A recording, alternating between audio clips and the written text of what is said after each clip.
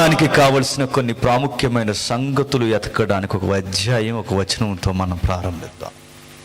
అందరూ బైబిల్ తీసుకోండి, హడావుడు లేకుండా చక్కగా కూర్చొని బైబిల్ చూడండి. దేవుని వాక్యం వినబడుతున్నప్పుడు సైడ్ అయిపోయే బ్యాచ్కి చాలా ప్రమాదాలు ఉంటాయి. నేను ముందే చెప్తున్నా. పౌలు విస్తరించి మాట్లాడుతున్నప్పుడు ఒకడు కావాలని నిద్రపోయాడట కిటికీలో కూర్చొని. రాయబడిన సంగతి కింద పడి చచ్చాడు. వాక్యం దగ్గర నిర్లక్ష్యంగా ఉంటే ఏమవుతారంటే చస్తారు. కడు సైడ్ అయిపోయేవారు, కామ్ అయిపోయేవారు ఎవరైనా ఉంటే చస్తారు చెబుతున్నా. మరో మాట, పౌలు ముందు అబ్బాయి చనిపోయాడు కనుక బతికేశాడు, పౌలు ఉన్నాడు కనుక. ఇక్కడ ఎవడు పౌలు లేడు. ఇంక సమాధిగా గుర్తెట్టుకోండి. అటు ఇటు తిరక్కండి, మర్యాదగా కూర్చోండి, దేవుని వాక్యాన్ని గౌరవించండి, శ్రద్ధగా 1 గంటన్నర వాక్యాన్ని గంట వ్యవధిలో వినండి. వెళదాం ఇక వాక్యంలోనికి. మలాకీ గ్రంథం మొదటి అధ్యాయం. మలాకీ గ్రంథం మొదటి అధ్యాయం మొదటి వచనం. మలాకీ గ్రంథం మొదటి అధ్యాయం మొదటి వచనం. చదవండి. మలాకీ గ్రంథం మొదటి అధ్యాయం మొదటి వచనం. ఇశ్రాయేలును గూర్చి మలాకీ ద్వారా పలకబడిన యెహోవా వాక్కు. రాయబడిన గ్రంథ చరిత్రను ఒక్కసారి మనం ధ్యానించగలిగితే టూకీగా ఇది క్రీస్తు పూర్వం 432 నుండి 333 మధ్యస్థంలో రాయబడుతున్న యథార్థమైన చరిత్ర. బైబిలు పుక్కిటి పురాణం కాదు. బైబిలు ఖాళీగా ఎవడో కూర్చుని రాసింది కాదు. బైబిలు టైం పాస్ పుస్తకం కాదు. ఇది బతుకులకు పాఠాలు నేర్పించే పుస్తకం. దైవ గ్రంథం. అది వాస్తవం అనడానికి దాని యొక్క సంవత్సరాల వ్యవధి క్రీస్తు పూర్వం 432 నుండి క్రీస్తు పూర్వం 333 మధ్యలో ఒక సొసైటీని ప్రవక్త చూశాడట. ఆ వ్యవస్థ పేరు ఇశ్రాయేలీలు. ఎవరు? ఇశ్రాయేలు. ఈ ఇశ్రాయేలు ఒకరోజు తిండికి ఏడ్చారు, బట్టకి ఏడ్చారు, నీడలాగా ఏడ్చారు. 430 సంవత్సరాలు బానిసలుగా బతకలేక చచ్చి ఏడుస్తూ చచ్చారు. వారి ఆర్తనాదనాలు విని నాయకుడిని పుట్టించి, ఆ నాయకుడి పేరు మోసే అని దేవుని చేత పెట్టబడి, ఆ అబ్బాయి చేత లేదా ఆ యొక్క నాయకుడి చేత 40 సంవత్సరాల అరణ్యంలో నడిపించి 430 సంవత్సరాల బానిస చరిత్రను మరిపించి స్వేచ్ఛ జీవితాన్ని ఇచ్చి, భూములు రాసిచ్చి, డాక్యుమెంట్స్ మీద పేర్లు పెట్టి, నామిని నేములు కూడా ఇస్తే 5 ఏళ్ళు నోట్లోకి వెళ్ళిన తర్వాత మనిషికున్న వక్ర బుద్ధి ఏంటంటే కళ్ళున్న దగ్గర కళ్ళుండవు.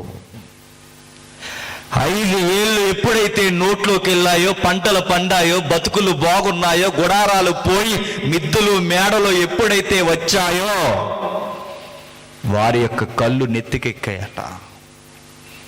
ఎప్పుడైతే పాపం పెట్టిరేగిపోయిందో, సమాజం రోజు రోజుకి కుళ్ళిపోయిందో, పాపం ప్రత్యక్షంగా పరోక్షంగా విలయతాండం చేస్తుందో, అలాంటి టైంలో దేవుడు తన ప్రవక్తను పంపించాడు. ఎప్పుడైతే ఇశ్రాయేలు సమాజంలో పాపానికి పెద్దపీట వేశారో, ఆ పెద్దపీట వేసుకుని ఎప్పుడైతే బతుకుతున్నారో వారిని గద్దించడానికి ఒక ప్రవక్త తెర మీదకి వచ్చాడు. అతని పేరు మలాకీ. మలాకీ అనే పేరుకు అర్థం మెసెంజర్ అని అర్థం. వర్తమానికుడు, మీడియేటర్, దేవునికి ప్రజలకి మధ్యవర్తి. వచ్చిన వాడు చెబుతున్నాడట. ఏం చేస్తున్నారు వీళ్ళంతా? దేవుని ప్రేమను ఎక్కిరించారట. ఎవరు? ఇశ్రాయేలీయులు. ఏమి రాస్తున్నాడు చూడండి. అధ్యాయాలన్నీ వివరించడం నా ఉద్దేశం కాదు, కానీ మనకు కావలసిన ఒక వచనం ఉంది అక్కడ. చూద్దాం. యెహోవా సెలవిచ్చినదేమనగా యెహోవా సెలవిచ్చినది ఏమనగా, నేను మీ ఎడల ప్రేమ చూపి ఉన్నాను. అయితే మీరు ఏ విషయమందు నీవు మా ఎడల ప్రేమ చూపితివందురు. ఏమన్నారంటండి? దేవుని మేలులన్నీ అనుభవించి, దేవుడిచ్చిన పంటలు దిగుబడులన్నీ అనుభవించి, గొడ్డు గోద అన్ని సంపాదించుకుని, భార్య పిల్లలతో సుఖానికి అలవాటు పడి, దేవీ దేవతలను మొక్కుతూ బహుభార్య తత్వానికి పెద్దపీట వేసి సుఖాలకు అలవాటు పడి ఈ రోజు అన్నారట, మారండ్రా అని అడిగితే దేవుడితో అన్నారట, మేము మారం అన్నారట. మీరు ఎందుకు మారు అని దేవుడు అడిగితే ఎందుకు మారాలని తిరగేసి అడిగారట. నేను మిమ్మల్ని ప్రేమిస్తున్నాను గనక మారండి అని అడిగితే వాళ్ళు అన్నారట, నువ్వు మమ్మల్ని ఎక్కడ ప్రేమించావని అడిగారట. ఎంత గర్వం చూడండి. నువ్వు మమ్మల్ని ఎక్కడ ప్రేమించావు? నువ్వు మమ్మల్ని ప్రేమించడం ఏంటి? నీ వలన మేము ప్రేమ పొందడం ఏంటని తిరగేసి అడిగారట ప్రజానికం. దేవుడు అన్నాడు, మిమ్మల్ని ప్రేమించడానికి నిలువెత్తు సాక్ష్యం ఏంటంటే, నేను యాకోబుని ప్రేమించాను. ఏం చేశాడట?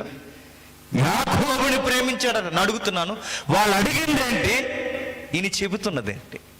ఆయన అడుగుతున్నదేంటి, ఈయన చెబుతున్నదేంటి? వారు అడుగుతున్నదేంటి?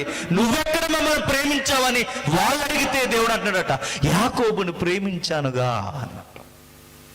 అసలు ఏమైనా పంతం ఉందా? మనతో వచ్చిన గొడవ ఏంటి చెప్పనా?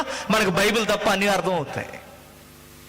నిజమే, పొరుగింటి పుల్లమ్మ గొడవలు అర్థం అవుతాయి, ఎదురింటి ఎల్లయ్య గొడవలు అర్థం అవుతాయి, ఎలక్షన్ గొడవలు అర్థం అవుతాయి, సీరియల్ నెక్స్ట్ ఎపిసోడ్ ఏంటో కూడా అర్థం అవుతుంది, బిగ్ బాస్ లో ఎవడు ఇన్ అవుతాడో కూడా చెప్పగలవు, న్యూస్ మీడియాలో న్యూస్ రాకమునిపే దాని థండర్ న్యూస్ ఏంటో కూడా చెప్పగలవు, పరీక్షల్లో ఇంకా ప్రశ్న రాకమునిపే దాన్ని ఎలా లీకేజ్ చేయాలో కూడా నువ్వు చెప్పగలవు. ఎన్ని తెలిసిన మానవుడా, నీకు దేవుని వాక్యం అర్థం అవ్వలేదంటే దేవుడు ఊరుకుంటాడా? పనికి మాలిన చెత్తంతా అర్థమవుతుంది, దరిద్రమంతా అర్థమవుతుంది, వాక్యం ఎందుకు అర్థం అవ్వట్లేదు? అర్థం కావట్లేదని దానికి మీ దగ్గర ఉన్న ఒక భయంకరమైన యాటిట్యూడ్ ఏంటి చెప్పినా, దాని మీద మీకు ప్రేమ లేకపోవడం. దేవుడి మీద ప్రేమ ఉన్నా, వాక్యం మీద ప్రేమ ఉన్నా మనకు అర్థమవుతుంది. ఇప్పుడు వస్తున్న ప్రశ్న, నీవు మమ్మల్ని ప్రేమించలేదు అని వాళ్ళు అడిగినప్పుడు దేవుడు అంటున్నాడు, నేను యాకోబుని ప్రేమించానుగా అన్నట్టు. యాకోబుని ప్రేమించడం ఏంటి? ఆ యాకోబుని ప్రేమించాడన్న ప్రశ్న అడగక మునిపైన అంటున్నాడు, యాకోబుకి యాసావు అన్న కాడా నేను యాకోబుని ప్రేమించలేదా? యాకోబుకి యాసావు అన్నైతే మాకేంటి? యాకోబు నువ్వు ప్రేమిస్తే మాకేంటి? నువ్వు మమ్మల్ని ఎలా ప్రేమించావు, ఎప్పుడు ప్రేమించావు అని వాళ్ళు అడుగుతుంటే ఈయన అడుగుతున్నది ఏంటంటే, మీ మూలాలను ప్రేమించాను అంటాడు. ఇది గనక మనకు అర్థం కాకపోతే ఈ వాక్యం మనకి ఎప్పుడు అర్థం అవుతుంది? ఈ వాక్యం మనకు అర్థం అవ్వాలి అంటే అసలు వీళ్ళిద్దరెవరో మనకు తెలియాలి. వీళ్ళిద్దరు యొక్క ఆరిజిన్ ఏంటో మనకు తెలిస్తే దేవుడు చెబుతున్న మూల సమాధానం ఏంటో మనకు తెలుస్తుంది. చూద్దాం ఒకసారి. ఆదికాండం వెళదాం. ఇక ఆదికాండం. ఎవరు వీళ్ళు? వీళ్ళు కూర్చిన ప్రస్తావన ఇశ్రాయేలు సమాజం మధ్య దేవుడు ఎందుకు తీసుకొస్తున్నాడు, వీళ్ళ గూర్చి మనకు తెలియాలి. చూద్దాం ఒకసారి. ఆదికాండం 25వ అధ్యాయం. అందరూ బైబిల్ తీయాలి. ఆదికాండం 25వ అధ్యాయం 27వ వచనం. ఆదికాండం 25వ అధ్యాయం 27వ వచనం. ఆ చిన్నవారు ఎదిగినప్పుడు ఏశావు వేటాడుట యందు నేర్పరి అయి అరణ్యవాసిగా ఉండెను. యాకోబు సాధువై గుడారములలో నివసించుచుండెను. ఆ చిన్నవారి యొక్క ఇద్దరి యొక్క వ్యక్తిత్వాలు మూలాలు రాస్తున్నాడు. చూడండి ఏమని రాస్తున్నాడంటే, పెద్దవానికి ఒక టాలెంట్ ఉందట, చిన్నవానికి ఒక నిర్లక్ష్యం ఉందట. పెద్దోడెవరు చెప్పాలి మీరు? యాకోబు. చిన్నోడెవరు? యాకోబు. బాగా వినండి, మన కుటుంబాల యొక్క తంతు కూడా ఇక్కడ రాయబడింది, జాగ్రత్తగా వినండి. పెద్దవాడు చిన్నవాడు ఎదుగుతున్నప్పుడు వారి యొక్క బిహేవియర్ని రికార్డ్ చేశాడు చూడండి. వారి టేస్ట్లు ఏంటో చెబుతున్నాడు, వారి డిజైర్ ఏంటో చెబుతున్నాడు. పెద్దవాడి యొక్క టేస్ట్ ఏంటట, డిజైర్ ఏంటట, వాడు ఏటాడుట యందు నేర్పరి. ఏం వేటాడుతాడట? అరణ్యంలో ఆహారానికి కావలసిన పరిగెడుతున్న జింకలను, దుప్పలను, కావలసిన మూగ జీవులను తినాలనుకున్న ప్రతి జీవిని పరిగెట్టి పరిగెట్టి పరిగెట్టి పడగొట్టేస్తాడట. ఎవరు? యాసావు. ఆయనకు ఒక టైటిల్ ఇవ్వచ్చు, బెస్ట్ షూటర్. ఎవరు? యాసావు. ఎస్, ఆయన గురి పెట్టాడో టార్గెట్ పడాల్సిందే. ఆయన కానీ బుల్లు ఒక్కసారి కేంద్రీకరించాడో బుల్లెట్ దిగిపోవలసిందే. అది ఏదైనా, అది పరిగెడుతున్న జింకైనా, ఆగైన పులైనా, ఏదైనా లాగి కొట్టాడో దానికి దెమ్మ తిరగాల్సిందేనట. టాలెంట్, పర్సనాలిటీ ఎవరిది? యాసావది. పెద్దోడు పనున్నోడు, పెద్దోడు పనిరిగిన వాడు, పెద్దవాడు కుటుంబానికి కావలసినవి తెచ్చే మగాడు, మనగాడు. ఎవరు? యాసావు. పనిరిగిన వాడు. నేను అనుకుంటానండి, ఒకవేళ ఈ తరంలో, ఇప్పుడు ఈ కాలంలో ఆ అబ్బాయి కానీ ఇండియాలో ఉంటే, ఈ అబ్బాయిని షూటర్గా ప్రాక్టీస్ చేయించి ఒక్కసారి ఒలింపిక్స్ పంపితే భారతదేశానికి ఖచ్చితంగా స్వర్ణం తీసుకొస్తాడు. ఎవరు? యాసావు. ఆయన ఎంత టార్గెట్ అయినా పడగొట్టగలడట. భారతదేశానికి స్వర్ణం. సంవత్సరాలు ప్రాక్టీస్ చేయించి రాయితీలు పెట్టుబడులు పెట్టి అడ్వర్టైజ్మెంట్లు ఇచ్చి అన్నీ చేస్తే ఏడాది ప్రాక్టీస్ చేసి ఒలింపిక్స్కి వెళ్ళి తెచ్చేదని చెప్పండి. సిల్వర్ కూడా కాదు, సిగ్గు కూడానే. ఏమీ తేవట్లేదు. ఏదో ఎరగదీస్తారని హై స్కూల్ గ్రౌండ్లో నుంచి కొందరికి హెడ్ మాస్టర్లు, డ్రిల్ మాస్టర్లు ప్రాక్టీస్ ఇచ్చి ఏదో ఒకటి తీసుకురండి అంటే కనీసం రెబ్బను కూడా తేవట్లేదట. మళ్ళాంటి ప్రాక్టీస్ లేనివాడు కాదు. మనం ఎలాంటి వారిని చెప్పినా మనకి చదువు అప్పదు, టాలెంట్ అప్పదు, ఏమీ అప్పదు. ఇంటికి పనికిరావు, నీ ఒంటికి పనికిరావు, నీకి పనికిరావు. నువ్వు ఎవడవరా అంటే చెప్పండి, మగాండని మాత్రం చెప్తావు. ఏ దమ్మిడి పని లేదు, దేనికి ఉపయోగపడు. అసలు నీకున్న టాలెంట్ ఏంటి? ఏమీ లేదు. స్కూల్కి పోయి ఏమన్నా ఎరగదీసావంటే ఏమి ఎరగదీలా, బెంచ్లు అరగొట్టొచ్చావు. కాలేజీకి వెళ్ళి ఏమైనా సాధించుకొచ్చావు అంటే ఏమి సాధించలేదు. గట్టిగా మాట్లాడితే ఆ అమ్మాయి నా ఎంక చూస్తుందంటావు.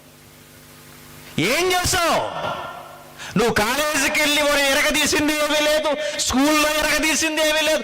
సరే, చేతి పని అయినా ఏమన్నా వచ్చా బతకడానికంటే అది కూడా నీ ముఖానికి తగలలేదు. కానీ పోజులు ప్రతి ఒక్కడికి చెప్పండి, మాట్లాడితే హీరోలా ఫీల్ అవుతాడు. హీరోలా ఫీల్ అవ్వాలంటే మళ్ళీ చెప్తున్నాను, అబ్బాయిలు కాస్తంత టాలెంట్ మీకు ఉండాలి. నీకున్న టాలెంట్ ఏంటి? డబ్బు సంపాదించే టాలెంట్ ఉందా? బెస్ట్గా చదివి అనుకున్న గవర్నమెంట్ జాబ్ కొట్టగలననే ఒక కసి నీకుందా? నువ్వు హీరోని ఫీల్ అవ్వడానికి, కాలు రెగడేయడానికి నీకున్న టాలెంట్ ఏంటి? బంకు కొట్టడం నీ టాలెంట్. నీకు ఏ టాలెంట్ ఉంది? నీకు నాన్న జేబులో 100 రూపాయలు కొట్టడం టాలెంట్ నీకు. మీ అమ్ముండిన కూరలకు వంకలు పెట్టడం టాలెంట్ నీకు. ఇది కాదు టాలెంట్ కావాల్సింది. నీకంటూ ఓన్ టాలెంట్ ఏముంది? యాసావుకుందట. పరిగెట్టే జింకను అలా పడగొట్టేస్తాడు అంతే. నీకు అర్థం కాదు. ఒక ఎగ్జాంపుల్ చెప్తాను. చాలామంది పోలీసులు కూడా ఉన్నారటగా. అరుణన్న, ఇంకొక అన్న ఎవరో ఉన్నారు. 9 నెలలు ట్రైనింగ్ ఇస్తారంటే పోలీస్ డిపార్ట్మెంట్లో. మాది 2013 బ్యాచ్. ప్రజెంట్ నేను క్రైమ్ బ్రాంచ్లో పనిచేస్తున్నా, రాజమండ్రి. 13 బ్యాచ్లో అందరూ ఎలా ఉండరు, మా బ్యాచ్ నేను చెప్తున్నా. 9 నెలలు ట్రైనింగ్ ఇచ్చారు. మా కరవనాలో దరిద్రం అనేది తెలియదు కానీ ఎలక్షన్లు అప్పుడు వచ్చి ఇంకా నెలలు పొడిగించేశారు. మాకు ట్రైనింగ్ ఇంకా పెరిగిపోయింది. 9 నెలల ట్రైనింగ్ 11 నెలలు నడిచింది. మాకు నడిచిన తర్వాత ఇన్ని నెలల్లో ప్రాక్టీస్ చేపిస్తారు. Shooting practice, gun firing practice బాగానే చేశారండి. అందరూ చేస్తున్నారు. 309 ఎఫ్ఎంలు ఉంటాయి. బ్రిటిష్ తుపాకులు తెలుసుగా, చెక్క తుపాకులు అంటారు వాటిని. అన్నిటికన్నా పవర్ఫుల్ ఎప్పుడుండో అది, దాని తక్కువ అంచనా కంటే AK-47 కన్నా AK-47 కన్నా దమ్మున్న ఎపనేటో చెప్పనా, ఆ చెక్క తుపాకే. AK-47 అన్నా ఒకరినే పడగొడుతుందేమో, ఇది నిలబెట్టి 6 కొట్టావో 6గురిలోంచి మాంసం ముద్దలు ఎత్తుకెళ్ళిపోద్ది, అంత పవర్ దానికి. ఒక 6 నిలబెట్టి కాల్సామో 6గురిలోంచి అడ్డంగా దూసుకెళ్ళిపోద్ది అది. అంత భయంకరమైన దాడి ఉంటుంది దాని కెపాసిటీ. ఇదిగో ఆ 300 ఆ బోర్డు కనబడుతుంది చూసారా, అంత దూరంలో ఒక టార్గెట్ బోర్డు పెట్టారు మాకు. ఇసుక బస్తాలు వేశారు అందరికీ. 10 నెలలు 9 నెలలు ట్రైనింగ్ ఇచ్చి కాల్చండ్రా అబ్బాయిలు అన్నారు. ఎవడ బోర్డు వాళ్ళకు ఉంది. ఒక 24 మంది అందరు లైన్లో పడుకున్నారు. 13 మంది ఒక బోర్డు, 24 మంది ఒక బోర్డు పెట్టి అందరు బోర్లా పడుకుని యాపం తీసుకుని ఇసుక బస్తాలను పెట్టుకుని సోల్డర్కి ఆన్ చేసి కొట్టండి, ఇది గనక మీరు పాస్ అవ్వలేదో మరలా ట్రైనింగ్ మీకు పొడిగిస్తా అని చెప్పారు. 9 నెలలు 10 నెలలు ట్రైనింగ్ తీసుకుని అందరూ చేసిన పని ఏంటో చెప్పనా, పక్కోడు బోర్డులో కాల్చేశారు అందరూ. ఎక్కడ నీ బోర్డు ఒకటి ఉందరా అందులో కాల్చరా అంటే, పక్కోడు బోర్డులో కాల్చేసాడు ఒకడు, బోర్డుకి ఎట్టిన కర్రను కాల్చేసాడు ఒకడు అడ్డంగా, బోర్డు అడిగిపోయింది. బూగొట్టినాడు ఎవరు లేడు. 9 నెలలు ట్రైనింగ్ ఇస్తేనే కాల్చడం పని అవట్లేదు. 10 నెలలు ట్రైనింగ్ ఇస్తేనే ఫైరింగ్ అనుకున్న టార్గెట్ పట్టలేదు. అంటే ఫైరింగ్ అంత ఈజీ ఏమీ కాదు. మరి తెర మీద కాల్చేది అది తెరది, మరి సినిమాలో ఆ సినిమాది. సినిమాలో ఎంత ఇడ్డూరం కాల్చేస్తారండి, అలా ఎగురు కాల్చేస్తారు, ఇలా ఎగురు కాల్చేస్తారు, మేడ ముందు దూకు కాల్చేస్తారు, ఇలా అంత సీన్ లేదు, ఎదురుగిచ్చి కాల్చమనండి ఆ నాడే కాల్చేసుకుంటాడు.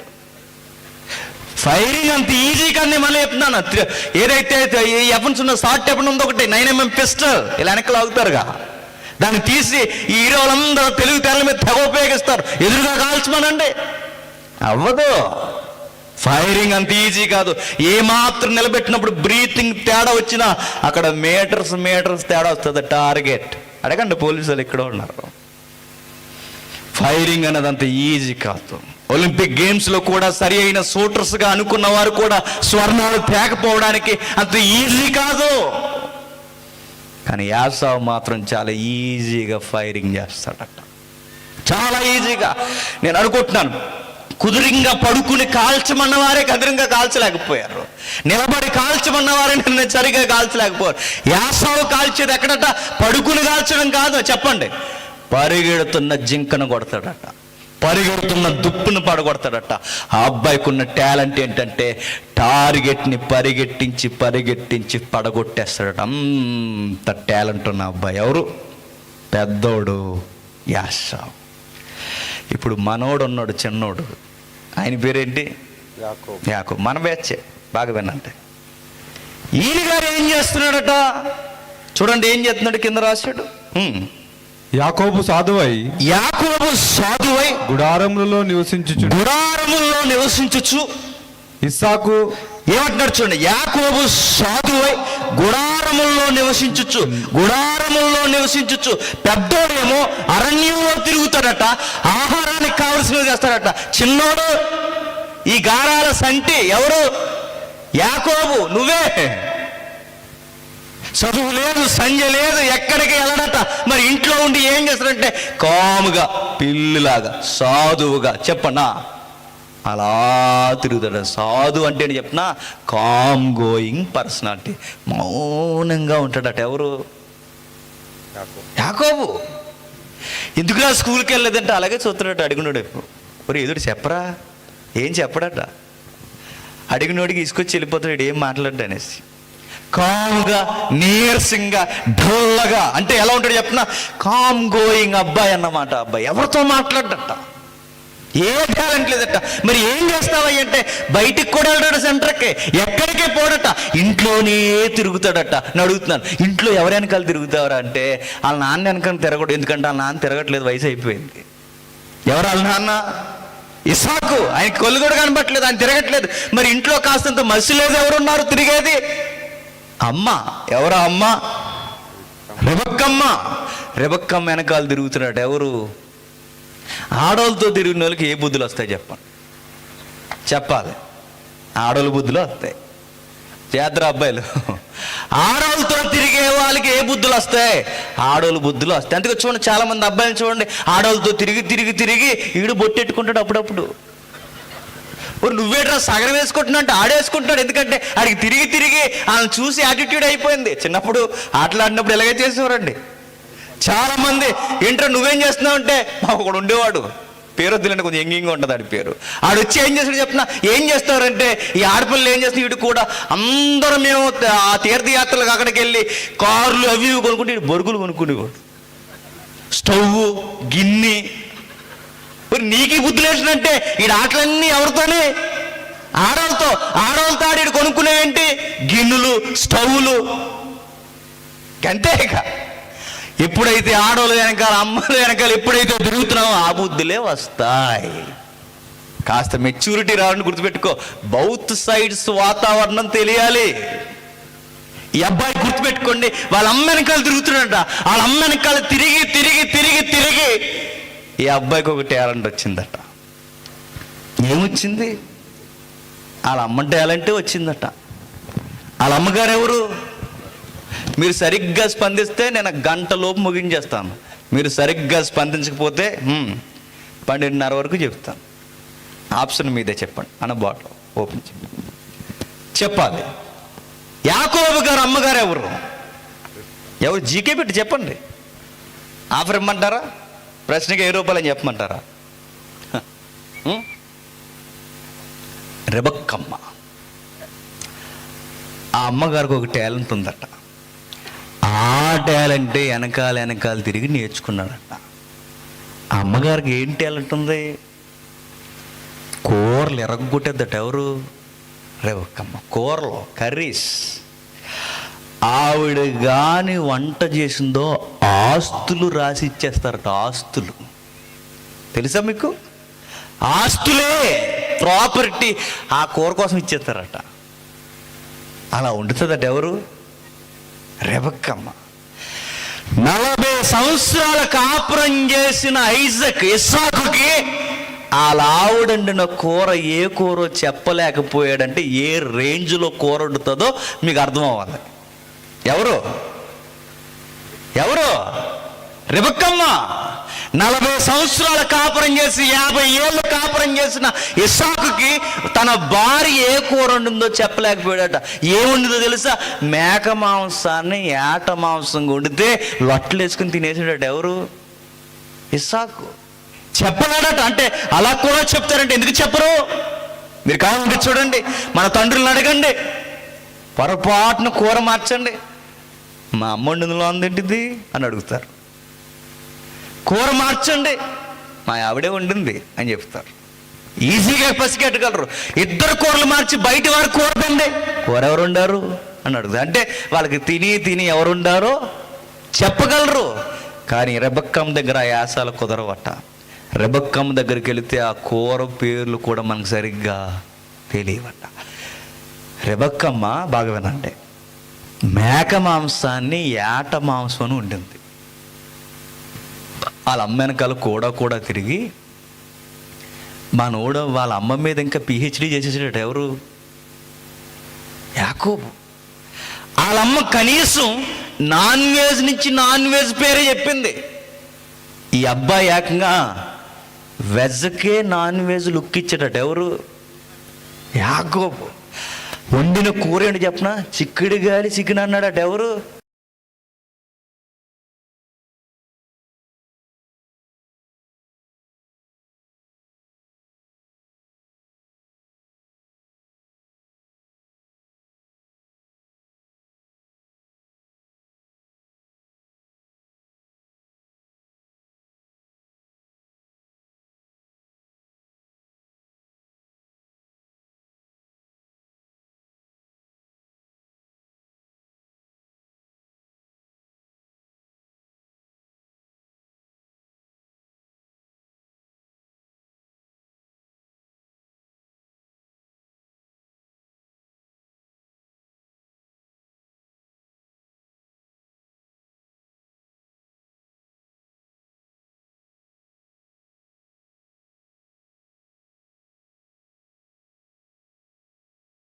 అలాగెళ్ళి కారు ఇలా తిరిగిపోయి ఆ వాసనకి ఇలా వచ్చేసి అలా ఆపేసి కారు ప్లేట్లు తీసేసుకుని ఆ ఇంటి ముందుకు వెళ్ళిపోయి మీకే కాదు మరి మాకో అని అడిగారట. వెంటనే యాడ్ ఎంటీహెచ్ గరం మసాలా అని, అంటే ఆ మసాలా ఎత్తే ఊరెళ్ళే వాళ్ళు కూడా ఆగిపోతారన్నమాట. ఆ మసాలా ఎత్తే చెప్పండి, ఆ మసాలా వేస్తేనంట ప్లేట్లు పెట్టుకుని ఇంటికి వచ్చారంటే అలా ఇచ్చేవారు దానికి కోటింగ్. ఇది నిజమో అబద్ధమో తర్వాత విషయం, కానీ నిజంగానే అలా వచ్చేసేవారట. కూరలు వండితే రెబక్కం వండిన యాకోబు వండిన. యాటగాడు పులికి పడలేదట, యాటగాడు జింక దాడికి కూడా పడలేదట. యాటగాడు తమ్ముడుండిన కూరకి చెప్పండి ఫిదా అయిపోయాడట. ఒరే నీకు దండం పెడతాను, ఆ ఎర్రెర్రగా ఉన్నది నాకు ఇచ్చేరా అని అడిగాడట. అప్పుడు తమ్ముడు అన్నాడు, షరతులు వర్తిస్తాయి మరి అన్నాడట. చూసారు ఈ అబ్బాయికి ఏమన్నాడు? షరతులు వర్తిస్తాయి. ఏం కావాలరా నీకు? నాకు చాలా ఆకలేస్తుంది, నీ కర్రీ నన్ను చాలా టెంప్ట్ చేస్తుంది, ఏమడిగి నీ ఇచ్చేస్తాను, ఏమి వద్దు కానీ ఆ జ్యేష్ఠత్వాన్ని నాకు ఇచ్చే. అంటే ఈ అబ్బాయికి జ్యేష్ఠత్వం మీద చెప్పండి మోజు ఉంది. ఈ విషయాలన్నీ జరుగుతున్నాయండి ఆ ఫ్యామిలీలో. ఈ అబ్బాయి సాధువుగా ఉన్నాడట, ఆ అబ్బాయి పౌరుషంగా ఉన్నాడట. జ్యేష్ఠత్వాన్ని కొరకు ఇచ్చేసాడట. ఎవరు? పెద్దోడు. బాగా వినాలి, ఇంటికి పెద్దోళ్ళు బాగా వినాలి. జ్యేష్ఠుడు తండ్రి తర్వాత తండ్రిగా వ్యవహరించాల్సిన ఒక జ్యేష్ఠుడు తన ఉందాతనాన్ని, కుటుంబాన్ని మెయింటైన్ చేసే ఒక పెద్దరికాన్ని దమ్మిడి కొరకు చెప్పండి ఇచ్చేస్తున్నాడట. ఇలాంటి యాసావులు ఈరోజు లేరండి. నేను అడుగుతున్నాను, వారి పెద్దరికాన్ని, వారి ఉందాతనాన్ని దిక్కుమాలిన వ్యసనాల కొరకు, కోరికల కొరకు, ఆశల కొరకు కుటుంబ పెద్దరికాన్ని తాకాటెట్టే మనుషులు లేరు. ఉన్నారు, మీ మధ్య ఉంటారు. నువ్వు కుటుంబానికి పెద్దవన్న సంగతి కూడా మర్చిపోయి దమ్మిడి సారా ప్యాకెట్కి కుటుంబ పెద్దరికాన్ని రోడ్డుకి ఇచ్చేవాళ్ళు లేరు చెప్పండి. ఉన్నారు. నువ్వు పెద్దవన్న సంగతి మర్చిపోయి నీ భార్య పిల్లలకు కూడా టైంకి పట్టడి మెతుకులు పెట్టలేక పేకాటకి, బెట్టంగిలకి, చెత్త చెదారానికి, లాటరీలకి కష్టపడలేని సోమరగా తయారయ్యి నీ పెద్దరికాన్ని ఆనుకుని బతుకుతున్న వెనకున్న వారిని రష్టు పెట్టిస్తున్న అనేకమైన పెద్దలు లేరు. ఉన్నారు. దేనికి నీ పెద్దరికం అడుగుతున్నాను? నీ భార్యకి టైంకి సీరగం లేని దేనికి నీ పెద్దరికం తగలెట్టడానికి? టైంకి నీ పిల్లలకి స్కూల్కి ఫీజులు కట్టలేనప్పుడు దేనికి నీ పెద్దరికం, నీ జ్యేష్ఠత్వం తగలెట్టడానికి? అడక్క మునిపే వారికి కావలసిన అక్కర్లు తీర్చలేనప్పుడు దేనికి నువ్వు కుటుంబానికి పెద్దనడానికి? సారా ప్యాకెట్కి, బ్రాందీ కాయలకి, వ్యభిచారానికి, పక్కింటి కొంపల్లోకి దూరడానికి, రోడ్ల మీద తిరగడానికి తినడానికి వారి వయస్సును మర్చిపోయి వ్యవహరించే అనేక మంది కుటుంబ యజమానులు లేరు చెప్పండి. ఉన్నారు. ఇలాంటి వారిని బైబిల్ ఏముందో తెలుసా?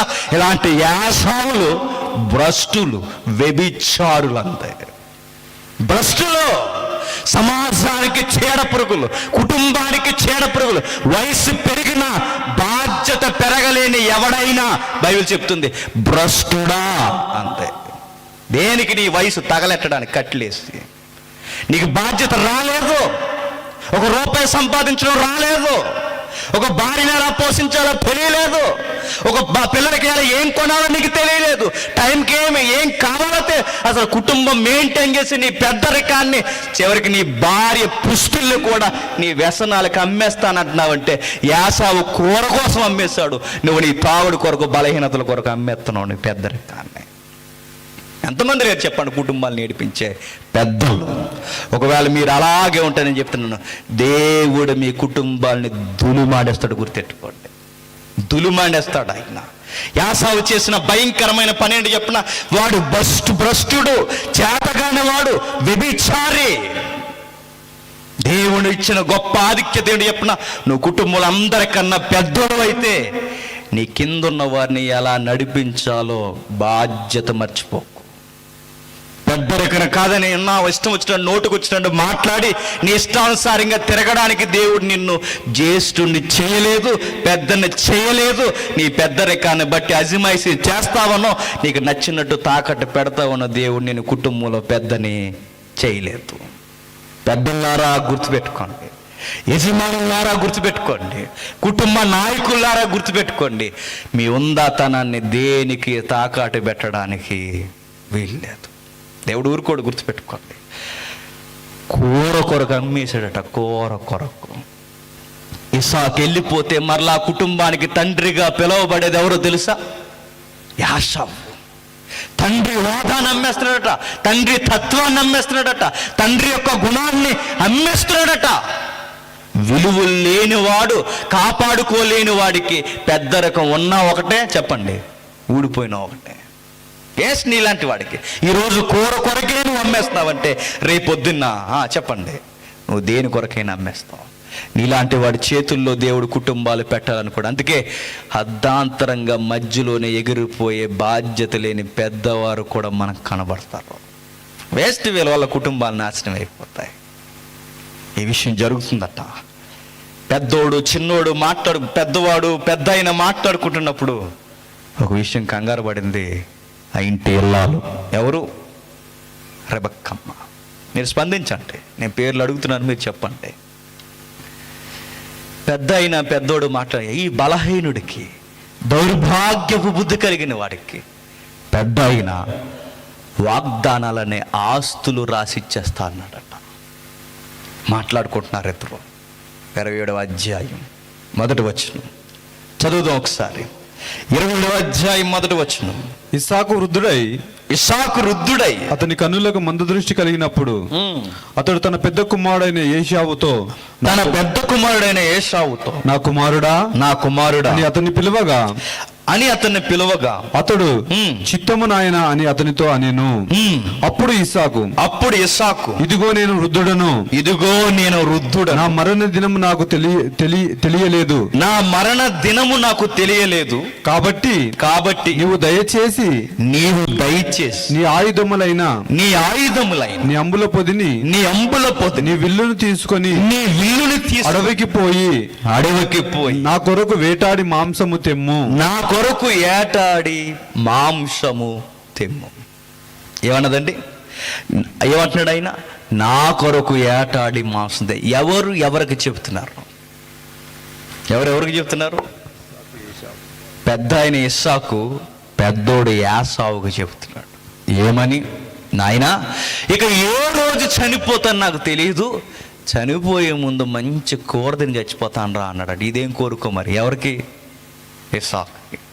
పోనీ కూర తిని చనిపోతే పర్లేదు, కానీ కూరకి షరతు పెట్టాడట. రే నువ్వు గుర్తెట్టుకో, నేను అడిగిన నువ్వు తెచ్చావో నీకు రాసిచ్చేస్తాను వాగ్దానాలు అన్నాడట. ఏ వాగ్దానం అంటే, నా తదనంతరం నామినీ నేమ్ నీదే అన్నాడట. అబ్రహాము, ఇస్సాకు, నెక్స్ట్ చెప్పండి. అబ్రహాము, ఇస్సాకు, యాసావు నీ పేరే ఉంటుందని చెబుతున్నాడు. ఎవరు? ఇస్సాకు. అబ్రహాము, ఇస్సాకు, యాసావు, నెక్స్ట్ నేమ్, నామినీ నేమ్ నీదే, కూర తెస్తే ఇచ్చేస్తా అన్నాడట. అలాంటి తండ్రులు కూడా ఉన్నారండి. ఇస్సాకు గారిని ఇక్కడ తప్పు పట్టలేదు, కానీ ఇక్కడ పాయింట్ తీసి మిగిలిన వారిని తప్పు పట్టే ప్రయత్నం చేస్తున్నా. కొడుకుల చేత బ్రాందీ కాయలు తెప్పించుకునే కొడుకుల చేత బ్రాందీ బాటిల్ తెప్పించుకునే తండ్రులు ఉన్నారు తెలుసా? లేరు. మరి నాకు అది తేరా, నీకు కావాల్సింది నేను ఇస్తానంట. ఇలాగే తెప్పించు. తెస్తాడు. మధ్యలో ఒక రోజు న్యాయం తీసి తెస్తాడు. తెలుసా న్యాయం అంటే ఏంటనుకుంటున్నావు? నీకు సగం, నాకు సగం. ఒరే తప్పురా అంటే అని అంటాడు. తప్పు అయితే తేన మరి అంటాడు. అది కాదురా అంటాడు. కాదనుకు డాడీ, గ్లాస్ వేసే మరి అంటాడు. 50-50 మస్కా సస్కా.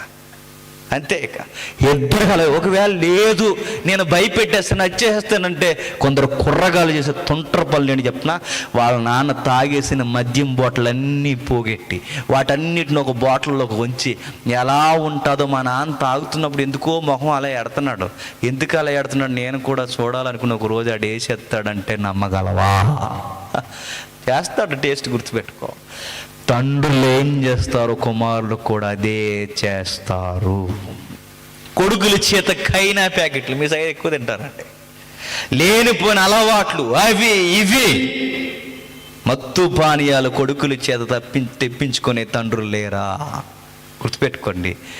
మీరు ఎలాంటి బలహీనతలు ఉన్నాయని మీ కొడుకులకి చెబితే మీ కొడుకులకి మీరు లోకు అవుతారని మాత్రం మర్చిపోకండి. మీ కొడుకులకి ఎలాంటి ఉన్నాయని మీరు చెప్తే మిమ్మల్ని లోకు కడతారు, వాళ్ళు ఖచ్చితంగా కడతారు. నేను పేరు చెప్పట్లేదు, ఊరు చెప్పట్లేదు, కానీ ఒక యథార్థ గాథ చెప్తాను. ఒక లేడీ అండి మా సైడే, రోజు మనవడి చేత సాయంత్రం అయ్యేసరికి సరిగ్గా ఒక పెగ్గ తెప్పించుకునేది. లేడీయే మనవడి చేత తెచ్చేవాడు ఎదిగిన తర్వాత తెస్తూ నాన్నమ్మ నీకే కదా మన ఇద్దరు తెచ్చేత అన్నాడు.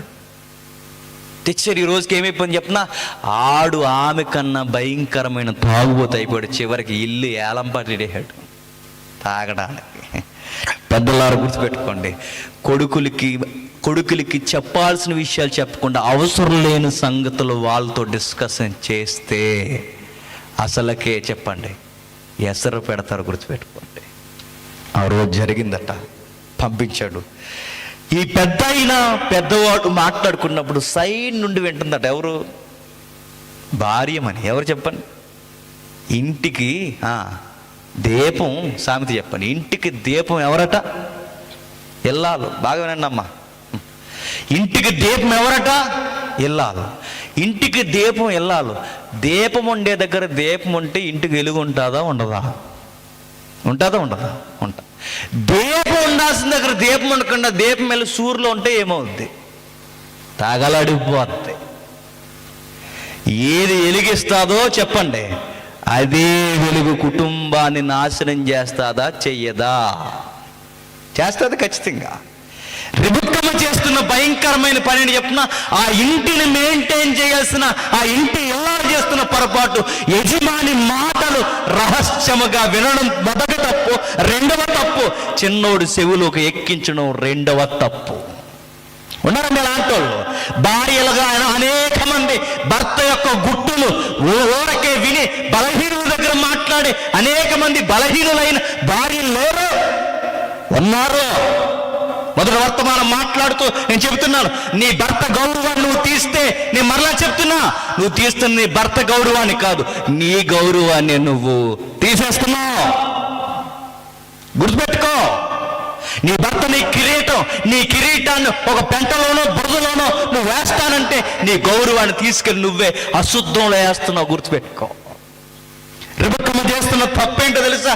రహస్యంగా రావడం ఏంటి? 40 ఏళ్ళు 50 ఏళ్ళు ఆయనతో కాపురం చేస్తావు, వెళ్ళి ఏమండి ఏంటని మీరు చేస్తున్న పని? చిన్నోడు ఉన్నాడు, పెద్దోడు ఉన్నాడు, ఇద్దరు మన పిల్లలు కారా? దేవుని చిత్తం ఏంటి? మనం మాట్లాడుకోవాలిగా. మీరు కూర కొరకు ఆస్తులు వాడికి రాసించేస్తారంటే వీడి చిత్తం ఏంటి చెప్పాలిగా. ఏమి అడగకుండా చిన్నోడికి ముడెట్టిందట.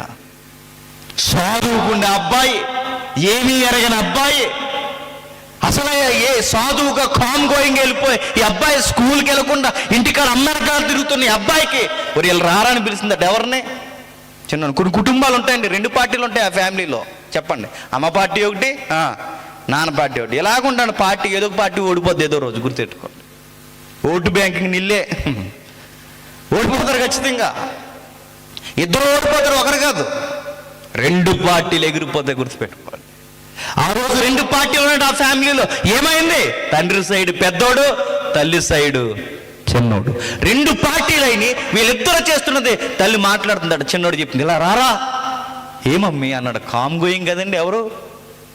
ఏమీ లేదు, మీ నాన్న మీ అన్నయ్యతో చెప్పండి డాక్యుమెంట్స్ విషయాలు మాట్లాడుతున్నాడు. వాగ్దానాలే డాక్యుమెంట్లు వాళ్ళకి మాట్లాడుతున్నారా? మీ నాన్న మీ అన్నయ్యకి ఇచ్చేస్తాడంట అనగానే ఈ అబ్బాయి అన్నాడు, ఇచ్చేస్తాడా అన్నాడు. ఇచ్చేయడం పిచ్చి మొహమా, నీకేమీ ఉండదు, మరి ఏం చేయమంటావు మమ్మీ అంటే, ఏం చేయడం ఏంటి, మీ అన్నయ్య యాట మాంసం తెచ్చే లోపే ఆ యాట మాంసం నువ్వే తెచ్చి అన్నాడు. అప్పుడు యాకోబు అన్నాడు, మమ్మీ నువ్వు ఎవరిని చూసి ఏం అడుగుతున్నావు, నీకు అర్థమైందో లేదు, మా అన్న యాటగాడు, నేను గట్టి పెట్టుకునే వంట మాస్టర్, నేను నువ్వేం అడుగుతున్నావు మమ్మీ, నువ్వు సరిగ్గా చూసి అడుగు అన్నాడు. ఎవరు, మీకు అర్థం అవడం చెప్తున్నాను. నన్ను ఆట మాసం తెమ్మంటాడు, మనకు అలాంటి టాలెంట్ లేవు, తినేసి ఇంట్లో తిరగమంటే తిరుగుతాను, లేరండి అలాంటి బ్యాచ్ ఉంటారు చూడండి కావాలంటే. ఎక్కడికి వెళ్తాం మమ్మీ, మనకి ఎండ పడదు, చెమట కోటింగ్ మనకి పడదు, అట్మాస్ఫియర్ తట్టుకోలేం, కలర్ సైడ్ అయిపోద్ది, ఇలాంటి వాళ్ళు ఉంటారండి చాలామంది. ఎందుకురా నువ్వు మీ నాన్నకు సాయం చేయొచ్చు కదంటే, కలర్ సైడ్ అయిపోద్ది బెదరు అన్నాడట. ఒక రోజు నిజంగానే కలర్ సైడ్ అయిపోద్ది, గుర్తెట్టుకో. లైఫ్లో సెట్ అవ్వకపోతే కలర్లు అన్నీ మాడిపోతాయి, పిలుములు రాలిపోతాయి, రంగు పడిపోద్ది, గుర్తెట్టుకో. పనికి రాకపోతే ఆ రోజు ఏమైందంటే యాకోబు గారు చెబుతుందంట, రెబెక్కమ్మ ఆ మాంసం నువ్వే తేరంటే, నేను తేడవేంటి మమ్మీ, నువ్వేంటో నాకు తెలుసులే, నువ్వు వెనక్కి వెళ్ళి తే అన్నదట. వెనకాల ఏముంది మమ్మీ, మే అంటుందా, అంటుంది మమ్మీ, తెచ్చేదాన్ని అన్నదట. మేకనట్టుకు వచ్చేసాడు పనుడు, ఎవరు, కట్టిన మేకని తీసుకుని వచ్చేసి వధించేసిన తర్వాత మమ్మీ ఏం చేస్తుందంటే, మీ నాన్నకి ఈ మేక మాంసాన్ని యాట మాంసం అంటే తెలిసిపోదా అంటే, రే మీ నాన్న గుట్లని నాకు బాగా తెలుసు అందట. ఎవరు, అర్థం, ఇలాంటి తల్లు ఉంటారండి చాలామంది. నాన్న ఒప్పుకోడేమో అమ్మ అంటే, మీ నాన్న సంగతి నేను చూసుకుంటానుగా అనే తల్లు ఉంటారు తెలుసా. తమలపాకులు జుట్టి ఐస్ మొక్కలు ఇచ్చి లేదా తల్లు ఉంటారు. పని అవ్వకొట్టాను చాలామంది మీరు చూడండి, కొంతమంది అధికారుల దగ్గర పని అవ్వకపోతే ఈ రూట్లో వెళ్ళినప్పుడు పని అవ్వకపోతే ఆ రూట్లో వస్తారు. ఆ రూట్ ఏ రూటా, మేడం గారి రూట్ అది. మేడం గారి దగ్గరికి వెళ్ళి మేడం గారికి వినవించుకున్నాం అనుకోండి, మేడం జీ మరి మాకు అంటే, నీకు ఎందుకు మీ అయ్యగారు తమలపాకు నేను ఎడతానుగా అంటారు. పని అయిపోద్ది, పనులు అయిపోతాయి. ఇవిడు కూడా చూడండి, మీ నాన్నకి నేను వేస్తానుగా, నువ్వేం కంగారు పడుకు, అంతా బాగుంది మేడం, అమ్మ నువ్వు కూర బాగానే వండేస్తావు, ఏట మాంసమని మేక మాంసాన్ని నమ్మించేస్తావు, మరి వాయిస్ కూడా ఏముందరో కొంచెం అలా మెయింటైన్ చేసి మీ నాన్నకి కనబడదుగా అందట. మరి తడుగుతాడేమో, ఈయన క్వశ్చన్లు ఎక్కువ, ఎవరికి ఖాళీగా ఉన్నాడు ప్రశ్నలు ఎక్కువ కదండి. మరి అడు తడిమేస్తాడేమో అంటే, తడిమేస్తే తడవని, మీ నాన్న తడుగుతాడని తెలిసే తడిమేటప్పుడు నీకు ఒక స్పెషల్ సూట్ కుట్టించి ఉండిచ్చాను అన్నదట. ఏంటి మమ్మీ ఆ సూట్ అంటే, మేక సూటు, మేక బొచ్చుతో చేసింది ఆవిడే. ఎవరు, మేక బొచ్చుతో చేసిన సూట్ వేసుకుని వెళ్ళరా, మీ నాన్న ఇలా తడిమిన వెంటనే అక్కడ పెట్టు, ఆ రోమాలు మేక రోమాలు చూసి మీ అన్నీ అనుకుంటాడు. వాయిస్ అడిగితే, నేనే నాన్నగారు, మీకు వయసు అయిపోవడం వల్ల మీకు అలా అనిపిస్తుందని అవసరమైతే ఆయన అన్నట్టు కూడా చెప్పి ఉంటుంది. ఎవరు, ఈవిడ మొత్తం మీద కవర్ చేస్తాడు. కానీ ఒక విషయం గుర్తుపెట్టుకోండి, ఇస్సాకు అడుగుతున్నాడు, నాన్న నీ పేరేంటి అని అడిగాడు. నా పేరు యాషావు. ఎంత త్వరగా ఎలా వచ్చేసేవారని అడిగితే, మరి ఏమనుకుంటున్నావు నా గురించి అన్నాడు. ఎవరు, నకిలీ కదండి, వెంటనే వచ్చేసాను, దొరికేసింది, నీ దేవుడే ఎదురొచ్చేలా చేశాడు, జింకని తెచ్చాను. దేవుడిని కూడా అబద్ధం, మరలా దేవుడిని అడ్డెట్టి తల్లి కొడుకులు ఇద్దరు అబద్ధాలు ఆడేసి తండ్రిని నమ్మించేస్తారు. గుర్తుపెట్టుకోండి, నేను ఒక మాట అడుగుతున్నాను, తల్లి ముందే బాగా వినాలి.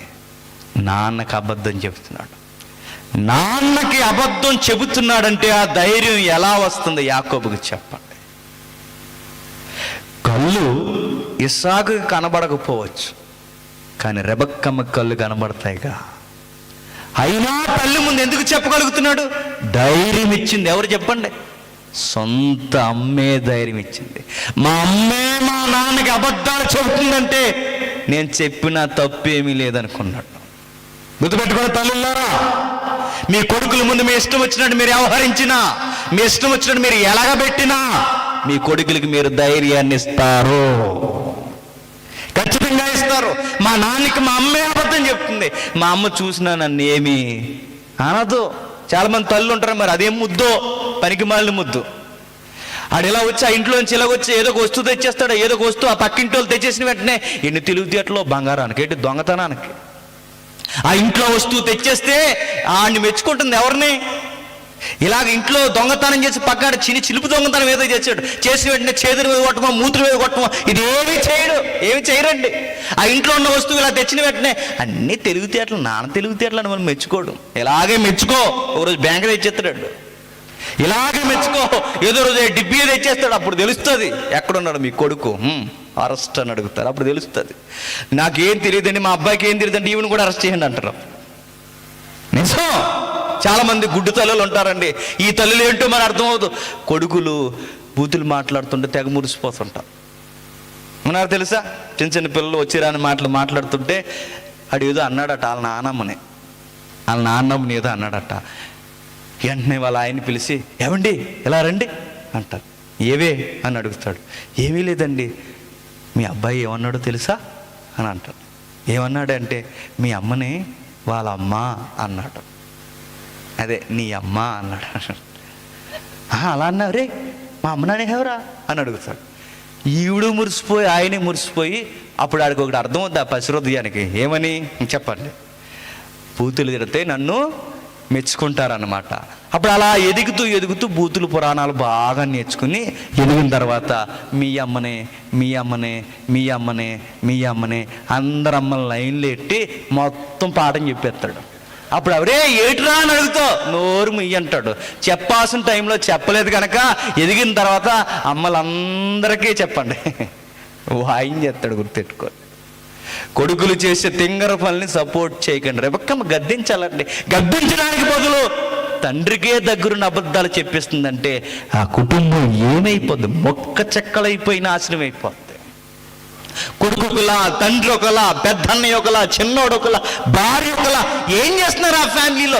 ఎవరి డిసిషన్స్ వారు తీసుకుంటున్నారు. దేవుడేడా కుటుంబంలో? దేవుడని ఒక సెంటర్ పాయింట్ లేదు. దేవుడిచ్చే వాగ్దానాల కొరకు, ఆస్తుల కొరకు ఎలా కొట్టుకు చేస్తారో చూడండి. ఒక ఆస్తిని సంపాదించుకోవడానికి ఎత్తుగళ్ళ మీద ఎత్తుగళ్ళు లేరండి. పెద్దవారు ఇంకా బతుకుండు కానీ ఆ పెద్దవారిని ఎల్ఐసీల కొరకు చంపేసిన కోడలు లేరు, ఉన్నారు. తండ్రులారా మీకు చెప్తున్నాను, పెద్ద పెద్ద పాలసీలు కట్టకండి, త్వరలోనే చచ్చిపోతారు. నిజంగానే చెప్తే చంపేస్తారు మిమ్మల్ని. ఎందుకంటే అక్కడ ఏమన్నా పాలసీలో తదనంతరం నువ్వు పోయాక ఇస్తారట, నువ్వు పోతే ఎవరు కనుక ముందే చంపేస్తారు. జాగ్రత్త, పెద్ద పాలసీలు కట్టాను పక్క వాళ్ళకి చెప్పకండి, అసలే కోడలకు అసలు చెప్పకండి, అల్లుళ్ళకి అసలు చెప్పకండి. ఎందుకంటే పాలసీల కొరకు చంపేసిన ఉదాంతాలు లేవా? చంపేస్తారు. ఆస్తుల కొరకు, దాచిన డాక్యుమెంట్స్ కొరకు, బంగారు నాణ్యాల కొరకు, బంగారు వస్తువుల కొరకు పెద్దవారిని చంపేసిన వాళ్ళు గజం నేల కొరకు చచ్చిపోయిన వాళ్ళు ఉన్నారండి. గజం నేల కొరకు పేరు మీద ఈడున్నంత కాలము నాకు రాదు కనుక ఈడు తదనంతరం రాశారు కనుక ఈడు పోవాలని చంపేసిన వారు లేరా? ఆస్తుల కొరకు కుటుంబాల్లో కొట్లాట. ఆ రోజు కూడా వాగ్దానాల ఆస్తుల కొరకు ఎత్తుగళ్ళ మీద ఎత్తుగళ్ళు వేస్తున్నారట. ఏమైంది ఆ ఎత్తుగడంటే ఒకరికి ఒకరు అబద్ధాలు చెప్పుకోవడం. అమ్మ ముందే అబద్ధం ధైర్యంగా చెబుతున్నాడు, ధైర్యముగా. ఎందుకంటే వాళ్ళ అమ్మ ధైర్యం ఇచ్చేసింది. సరే, ఈ వినిన విషయం వెంటనే చిన్నోడికి చెబుతుందంట కంగారు పడి, రారా రారా రారా రారా. నేను ఒక ప్రశ్న అడుగుతున్నాను, త్వరగా ముగించుకుందాం. ఇంత కంగారు పడిపోయి చిన్నోడికి ఇలా చెప్పేస్తుందంటే ఎందుకు అంత కంగారు పడుతుంది ఆ తల్లి? చాలా గౌరవప్రదమైన అమ్మాయి అండి. ఎవరు? రెబెక్కమ్మ. ఆమె టెస్ట్ మనీ అదిరిపోద్ది. ఆమె కూర్చున్న సాక్ష్యం ఏంటి తెలుసా? ఆమె వివాహం కాకమునుపు ఏ పురుషుడు ఆమెకి తెలియదట. చేసుకోబోయే ఇస్సాకు తప్ప, చూస్తున్న దేవుడు తప్ప ఇక ఎవ్వరు తన జీవితంలో జౌక్యం చేసుకోవడానికి వీల్లేదని నిష్ఠ గరిష్ట కసిగా బతికిన అమ్మాయి ఎవరు చెప్పండి? రెబెక్కమ్మ. వాల్యూస్ ఉన్న అమ్మాయి. అలాంటి అమ్మాయి అయిన తర్వాత, అమ్మమ్మ వయసు వచ్చిన తర్వాత ఎందుకు ఇలాంటి పనులు చేస్తుంది? ఎందుకు దగ్గరుండి కొడుకుకి ఇలాంటివి నేర్పిస్తుంది? ఒక యాంగిల్ అది తప్పు అయినా మరొక యాంగిల్ ఆమె వ్యూలో అది రైట్ అనిపిస్తుంది. చూద్దాం ఎందుకు ఇలా చెప్తుంది. చూద్దాం ఒకసారి వెనక్కి వెళదాం. 25వ అధ్యాయం, ఆదికాండం 25వ అధ్యాయం. ఎందుకు ఇంత కంగారు పడి పెద్దవాడు మాట్లాడుకున్నప్పుడు చిన్నవాడిని మధ్యలోకి లాక్కొచ్చి ఎందుకు ఇలా చెప్తుందో ఒకసారి చూద్దాం. ఆదికాండం 25వ అధ్యాయం 22, 23 వచనాలు. చదువు ఒకసారి. ఆమె గర్భములో శిశువులు ఒకనితో ఒకడు పెనుగులాడిరి గనుక ఆమె ఇలాగైతే నేను బ్రతుకుట ఎందుకని ఈ విషయమై యెహోవాను అడగ వెళ్ళెను. ఆగుతాం. రాయబడుతున్న సంగతి చూడండి. లోపలున్న ఇద్దరు కుదురులేని మనుషులట. ఎవరు? యాసావు, యాకోబు. వీళ్ళిద్దరు ఫైట్ ఎక్కడ చేసుకుంటున్నారట? అమ్మ గర్భంలో. చూడండి, ఇంకెక్కడ దొరకలేదు వీళ్ళకి స్టేడియం. ఎక్కడ? అమ్మ గర్భంలోనే ఫైటింగ్ అట్లా. అడుగుతున్నాను, ఒక బిడ్డే లాగి పొట్టను దనుతుంటే తల్లికి ప్రాణం పోయినట్టు ఉంటుందా ఉండదా? ఉంటుంది. పుట్టే టయానికి బిడ్డ సహకరించకపోతే ప్రాణాలు పోయిన తల్లులు లేరా? బిడ్డ అడ్డం తిరిగితే ప్రాణాల మీదకి ప్రమాదం వచ్చే తల్లులు గర్భిణీలు లేరా? ఉన్నారు. ఒకడుంటేనే ప్రాణానికి ప్రమాదమే. ఇద్దరున్నారట. ఆ ఇద్దరున్నవారు కుదిరిలేరట. లోపల ఏం చేస్తున్నారట? వీళ్ళిద్దరునే డెవలప్ చేసుకుంటున్నారట. ఎవరు? చిన్నోడు పెద్దోడు లోపల పోట్లాడుకుంటున్నారు. దేని కొరకు? ముందు నువ్వా నేనా అని లోపలే తనుకుంటున్నారట. ఆవిడకి అర్థమైపోయిందట, వీళ్ళిద్దరూ కొట్టుకుని మధ్యలో నేను చంపేసిలో అన్నారు. కంగారు అయిపోయింది. దేవుడి దగ్గరికి పరుగునొచ్చింది, ఏడుస్తుంది, అంటుంది, ఇలాగైతే నేను బ్రతుకుటా ఎందుకు? వీళ్ళు ఒకరినొకరు తన్నుకుని వీళ్ళ చేస్తే నేనెందుకు? వీళ్ళు ఒకరినొకరు తన్నుకుని నన్ను చంపితే ఇంకెందుకు? వీళ్ళు చచ్చినా నేను బతకలేను, నన్ను చంపినా వేరు బతకలేరు. ఈ యొక్క బాధ ఏంటి? ఇలాగైతే నేను బ్రతుకుటా ఎందుకు అనుకుని ఈ విషయమై యెహోవాని అడుగ వెళ్ళాను. అప్పుడు యెహోవా ఆమెతో ఇట్లా, నేను 2 జనములు నీ గర్భంలో కలవు, 2 జనములు నీ గర్భంలో కలవు, 2 జనపదములు నీ కడుపులో నుండి, 2 జనపదములు నీ కడుపులో నుండి ప్రత్యేకముగా వచ్చును. ఒక జనము కంటే ఒక జనము బలిష్టమై ఉండును. పెద్దవాడు చిన్నవానికి దాసుడగున. నేను ఆగుతాం. దేవుని దగ్గరికి వెళ్ళి ప్రార్థన చేస్తున్నట్టు, దేవా లోనా నువ్వు ఇచ్చిన గర్భఫలం ఒకరినొకరు తన్నుకుంటుంటే నేను చనిపోయేలా ఉన్నాను, వాళ్ళు చనిపోయేలా ఉంటారు. ఏంటి ఈ పరిస్థితి? వీళ్ళ కొట్లాట వలన నా ప్రాణాలు పోయేలా ఉన్నాయి. దయచేసి కలగజేసుకోవా. ఇలా అయితే నేను బ్రతుకుటా ఎందుకని ప్రార్థన చేయడానికి మొరపెట్టడానికి వెళ్ళినప్పుడు దేవుడు అన్నట, తల్లి కంగారు పడుకో, నీకు విషయం చెప్పాలి. లోనున్నవారు చిన్నోళ్ళేమీ కాదు, జనములకు వారసులు, 2 జనపదములు, బలిష్టమైన జనాంగానికి మూల పురుషులు. వారు ఒకరు పెద్దవాడు చిన్నవానికి దాసుడు అవుతాడు, చిన్నవాడు వాళ్ళకి యజమాని అవుతాడు. గుర్తుపెట్టుకో. ఆ యజమాని తత్వం కొరకు ఏమనుకుంటున్నావో నీకు మాత్రం ఒక విషయం గుర్తుపెట్టుకో, చిన్నోడు నా చిత్తాన్ని నెరవేరుస్తాడు. ఏం చెప్పాడట ఆయన? చిన్నోడే యజమాని అవుతాడు, పెద్దోడు బానిస అవుతాడు. యజమానిగా పెద్ద జనాంగంగా చిన్న జనాంగం ఎదుగుతుంది, పెద్ద జనాంగమే చిన్న జనాంగంగా దిగిపోతుంది. కంగారు పడకో, చిన్నోడి మీద ఫోకస్ పెట్టన్నాడు. ఈ విషయం గుర్తుంది ఎవరికి? రెబెక్కమ్మకి. ఎప్పుడైతే ఈ విషయం గుర్తుందో, గుర్తుపెట్టుకున్న ఈమె ఒకరోజు పిల్లలు ఎదుగుతున్నప్పుడు అబ్జర్వ్ చేసుకుంటూ ఉందట. చిన్నోడు ఎక్కడికి వెళ్ళకపోయినా ఏమి అనేది కదట. ఎందుకు అన్నది చెప్పినా, ఈ చిన్నవాడే ఒక రోజు పెద్దోడు కాబోతున్నాడు. అందుకే అబ్బాయి ఎక్కడికి పోకపోయినా ఏమనలేదు, ఏమి చేయకపోయినా ఏమనలేదు. అబ్బాయిని ఎందుకు అంత గారాబంగా ఇంట్లో పెంచారంటే, ఆ అబ్బాయి గురించి దేవుడు ముందే భవిష్యత్తు చెప్పాడు. ఈడొక రోజు ఏలికవుతాడు. ఈరోజు కాముగా ఉండొచ్చు, ఈరోజు సైలెంట్గా తిరగచ్చు, ఒకరోజు గుర్తుపెట్టుకో, ఈడే ఏలికవుతాడు. ఈ విషయం తల్లిగా గుర్తుండిపోయిందంటే ఎవరికి? రెబెక్కమ్మకి. ఎప్పుడో వీరి గర్భంలో ఉన్నప్పుడు ఒకరినొకరు తన్నుకున్నప్పుడు ప్రార్థన చేసినప్పుడు దేవుడు చెప్పాడట, కంగారు పడుకో, చిన్నోడి మీద మనసెట్టు. ఈ మాట ఎప్పుడైతే గుర్తుండిపోయిన ఆమె మనసులో పెట్టుకుని పిల్లల్ని పెంచుతుంది. ఒక రోజు వాళ్ళ యజమాని ఇస్సాకు పెద్దోడిని పిలిచి అన్నాడట, రే ఇవన్నీ నీకేరా అన్నాడట. రెబెక్కమ్మ కంగు తిన్నది, భయపడిపోయింది. ఏంటిది? దేవుడు పిల్లలు పుట్టి మేలైనను కీడైనను చేయక మునిపే పెద్దవాడే దాసుడవుతాడు, చిన్నవాడే యజమాని అవుతాడని దేవుడు చెప్పిన మాట ఏంటి? మా ఆయన చేస్తున్న పని ఏంటి? మా ఆయన ఏం చేయాలి? యాకోబుని పిలవాలి. మా ఆయన ఎవరిని పిలుస్తున్నాడు? యాసావుని పిలుస్తున్నాడు. కంగారు పడిపోయింది. పెద్దవాడిని పక్కన పెట్టి చిన్నవాడిని దేవుడి చిత్తానికి అనుకూలంగా తీర్చిదిద్దాలని పొట్టక మునిపే దేవుడు చెబితే మా ఆయన ఏంటి ఇలాంటి పని చేస్తున్నాడని కంగారు పడిపోయిందట. యజమాని దగ్గరికి వెళ్ళి చెప్పకుండా ఆ విషయం ఎవరికి చెప్పిందట? చిన్నోడికి. ఆవిడ చేసిన పెద్ద పొరపాటు అదేనండి. ఎప్పుడు గుర్తుపెట్టుకోండి, ఆమె చెప్పాల్సింది ఏంటంటే మీరు చేస్తున్న పని దేవుడు గర్భంలో ఉన్నప్పుడు చిన్నవాడిని గురించి కేంద్రీకరించమని చెప్పాడుగా. మీరేటి కూర కొరకు పెద్దోడికి ఇవన్నీ ఇచ్చేస్తారంటున్నారు, మీరు చేస్తున్న పని ఏంటి అని కాస్తంత అడిగి సమతాయించి ఒకరి ఆలోచన ఒకరు కలుపుకొని ఇలా కాదండి ఏం చేస్తే బాగుంటుందని ఆలోచించుకుంటే బాగుండు. ఆలోచించుకునే ఎవరి నిర్ణయాలు వాళ్ళు తీసుకున్నారండి. ఆయనేమో పెద్దోడికి ఇవ్వడానికి రెడీ అయ్యాడు, ఈమెమో చెప్పండి ఎత్తుగలేసి చిన్నోడికి ఇవ్వడానికి రెడీ అయింది. ఒకరు కలిసి కూర్చుని మాట్లాడితే తేలిపోయే విషయాన్ని పరిపక్వత లేని పిల్లలకు చెప్పుకుంటూ తిరిగారు. అదే వాళ్ళు చేసిన తప్పు. మీరు పెద్దవాడు, మీరు నిర్ణయం తీసుకోవాలి, వాళ్ళకి చెప్పడం ఏంటి? మీరు కూర్చోమంటే కూర్చోవాలి, లెగమంటే లెగాలి, చదువుకోమంటే చదువుకోవాలి, ఉద్యోగ ప్రయత్నం చేయమంటే చేయాలి. వాళ్ళ సలహాలు మీరు తీసుకోవడం ఏంటి? చిన్నవాడి సలహాలు పెద్దవాడిగా మనం తీసుకోవాల్సిన అవసరత లేదు కుటుంబాలలో. అదే వాళ్ళు చేసిన తప్పు. కొడుకుల సలహా అడగడం ఏంటి? నువ్వుల్ని చిన్నోడిని అడిగి, ఆయనల్ని పెద్దోడిని అడిగి, ఎవరి నిర్ణయాలు వాళ్ళు తీసుకుని, ఎవరి ప్లానింగ్స్లో వాళ్ళు ఉండి, ఎవరి టైమింగ్స్ వాళ్ళు మెయింటైన్ చేశారట. చివరికి ఏమైంది? కుటుంబం మొక్క చెక్కలు అయిపోయింది. తల్లిది ఒక పార్టీ అయిపోయింది, తండ్రిది ఒక పార్టీ అయిపోయింది.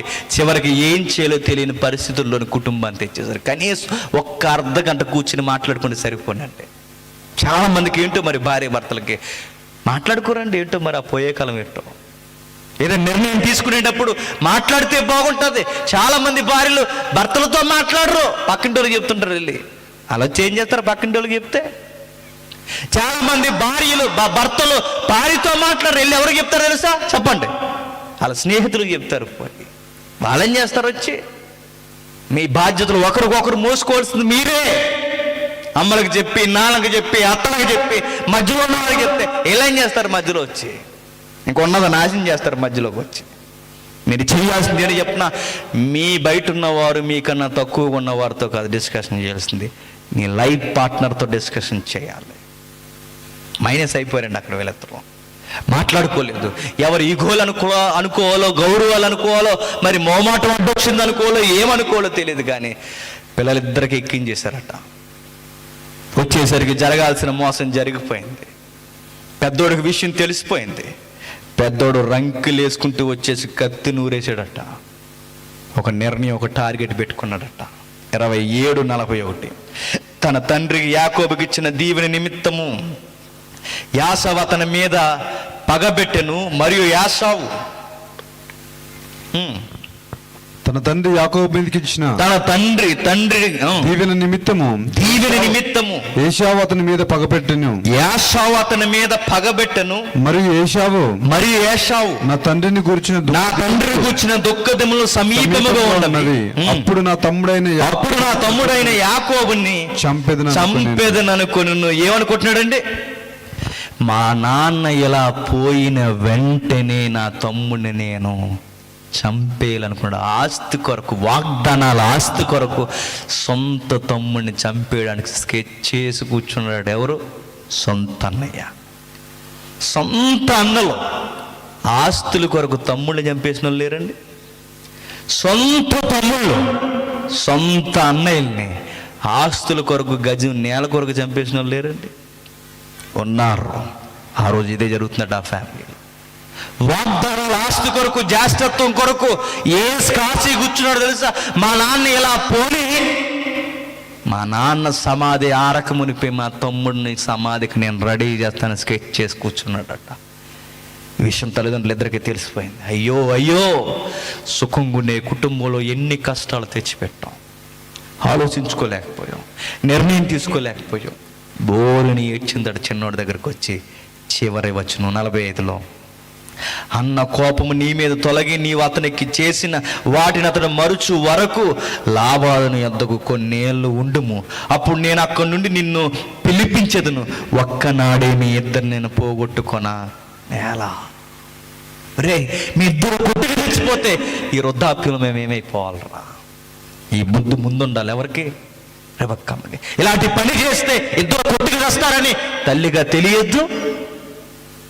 వీళ్ళకి పంచాల్సినవి సరిగ్గా పంచకపోతే ఒక రోజు వీళ్ళు ఎదిగిన తర్వాత ఏవైతే మనం సంపాదించామో వాటి కొరకు వీళ్ళు కొట్టుకు తెస్తారని ముందే జాగ్రత్త వీళ్ళకు ఉండొద్దు. చాలా మంది ఉంటారండి పెద్దోళ్ళు, ఇవ్వాల్సినవి టైంకి ఇవ్వకపోతే గుర్తుపెట్టుకోండి, వాళ్ళు ఒకరినొకరు కొట్టుకు చావడమే కాదు, మీకు గంజినీళ్ళు కూడా ఏరుటాయని గుర్తుపెట్టుకోండి. ఆలోచించండి పెద్దలుగా ఎదిగిన తర్వాత వాళ్ళకి ఎవరికి ఏమి ఇవ్వాలి, ఎవరిని ఎక్కడ చక్క పెట్టాలి, ఏ టైంకి ఎవరిని ఏ విధమైన సమాధానపరచాలి, కొడుకుల్ని కనడమే కాదు పెళ్లిళ్ళు చేయడమే కాదు, వాళ్ళకి ఏ విషయాల్లో ఎలా ఉండాలో నేర్పించండి. సంపాదిస్తారు, భూములు కొంటారు, అకౌంట్స్ దాస్తారు, టైం వచ్చేసరికి వాళ్ళకి కావాల్సినవి మీరు ఇవ్వకపోతే వాళ్ళు పగబెట్టి నాగుపాముల్లో కూర్చుంటారు. మీరు పంచాల్సిన టైంకి పంచకపోతే, వాళ్ళకి ఇవ్వాల్సిన విషయాలు ఇవ్వకపోతే వాళ్ళు కొట్టుగా చేస్తారు. మీరు ఉండగానే కొట్టుగా చేస్తారు, లేదా మిమ్మల్ని అయినా చంపేస్తారు. ఆ రోజు అర్థమైందంట వాళ్ళకి, ఒకే రోజు మీరిద్దరు చావడం నాకు ఇష్టం లేదురా. ఈ విషయం సుదీర్ఘంగా ఆలోచిస్తే సరిపోని తల్లి ఆలోచించలేకపోయింది. ఇస్సాకు వీళ్ళిద్దరూ ఆలోచించక ఆవిడ అంటుందట, ఏమని తెలుసు, రే కొన్నేళ్ళు మీ మామయ్య దగ్గరికి వెళ్ళిపోయి ఉండరా, నేను మరలా టైం వచ్చిన తర్వాత మీ అన్నయ్య కోపం తగ్గిన తర్వాత నిన్ను పిలుస్తాను. పిచ్చి దానికి తెలియని విషయం ఏంటి చెప్పిన, ఆ పిచ్చి తల్లికి రెబెక్కమ్మకి తెలియని విషయం ఏంటి చెప్పిన, తల్లి నీ కొడుకు తిరిగి వచ్చేసరికి నువ్వు బతికి ఉండవు. ప్రేమగా కూడా తిప్పావు, నీకున్న టాలెంట్ నీ కొడుకు నేర్పించావు, నీకు తెలియని భవిష్యత్తు విషయం ఏంటో తెలుసా, నీ కొడుకు తిరిగి వస్తాడనుకున్నావు, కానీ నువ్వే తిరిగి రాని లోకాలకి మట్టిలోనికి వెళ్ళిపోయావు. ఏం సాధించింది రెబెక్కమ్మ చెప్పండి? గారాల కొడుకుని ఇంటి నుండి పారిపోయేలా చేసింది. అబద్ధాల వలన సుఖాలు దొరకవు. అడ్డంగా ఎదిగిపోతామంటే అడ్డంగా పడిపోతారు, గుర్తుపెట్టుకోండి. ఏదోలా సంపాదించుకుందాం, దోసేసుకుందాం, ఎదిగిపోదాం, దాసేసుకుందాం అంటే గుర్తుపెట్టుకోండి, కుటుంబాలు పరారైపోతాయి. గుర్తుపెట్టుకోండి, మొక్క చెక్కలైపోతాయి. తినే చేతులారా నరికేసుకుంటారు మీరు చేసే తెంగర పనులకి. ఆ రోజు రెబెక్కమ్మ చేసిన పని అని చెప్పిన, ఏ రోజు బయటికి పంపని కొడుకుని మరలా చూడనంత దూరం పంపించేసినాడు, చూడలేనంత దూరం. తిరిగి వచ్చేసరికి ప్రాణాలతో రెబెక్కమ్మ లేదు, చచ్చిపోయింది. ఏమి సాధించింది? కొడుకు దూరం అయిపోయి, పెద్దోడు అసహించుకుని, తండ్రికి ఉండాల్సిన టైంలో సరి అయిన ఆదరణ లేక చివరికి కుటుంబం ముగిసిపోయే జీవితంలో ఆనందం లేకుండా దుఃఖంతో చచ్చిపోయారండి పెద్దోళ్ళు ఇద్దరు. చాలా బాధగా ముగిసింది ఆ బ్యూటిఫుల్ ఫ్యామిలీ. అలా షాడోగా దిగిపోవడం అసలు బాగాలేదు, నీడగా మారిపోయింది, చిందరవందరైపోయింది. ఎందుకు ఎలా అయింది? సరైన నిర్ణయాలు తీసుకోలేక. పిల్లలనైతే కన్నారు తప్ప పిల్లలకి నేర్పించాల్సినవి నేర్పించడంలో, చెప్పాల్సిన విషయం చెప్పడంలో ఆలస్యమైపోయారు. కానీ ఇవి నేర్పించిందండి. దేవుడి జ్యేష్ఠత్వం నీకు అవసరమని చెప్పడం బాగానే చెప్పింది, దేవుడి చిత్తంలో నువ్వు ఉన్నవరని బాగానే చెప్పింది, కానీ అడ్డదారులు వెళ్ళరా అని చెప్పింది. ఆ పద్ధతి తప్పు. వాగ్దానాల మీద ఉండడం మమకారం మంచిదే, దేవుడి సన్నిధిలో ఉండాలనడం మంచిదే,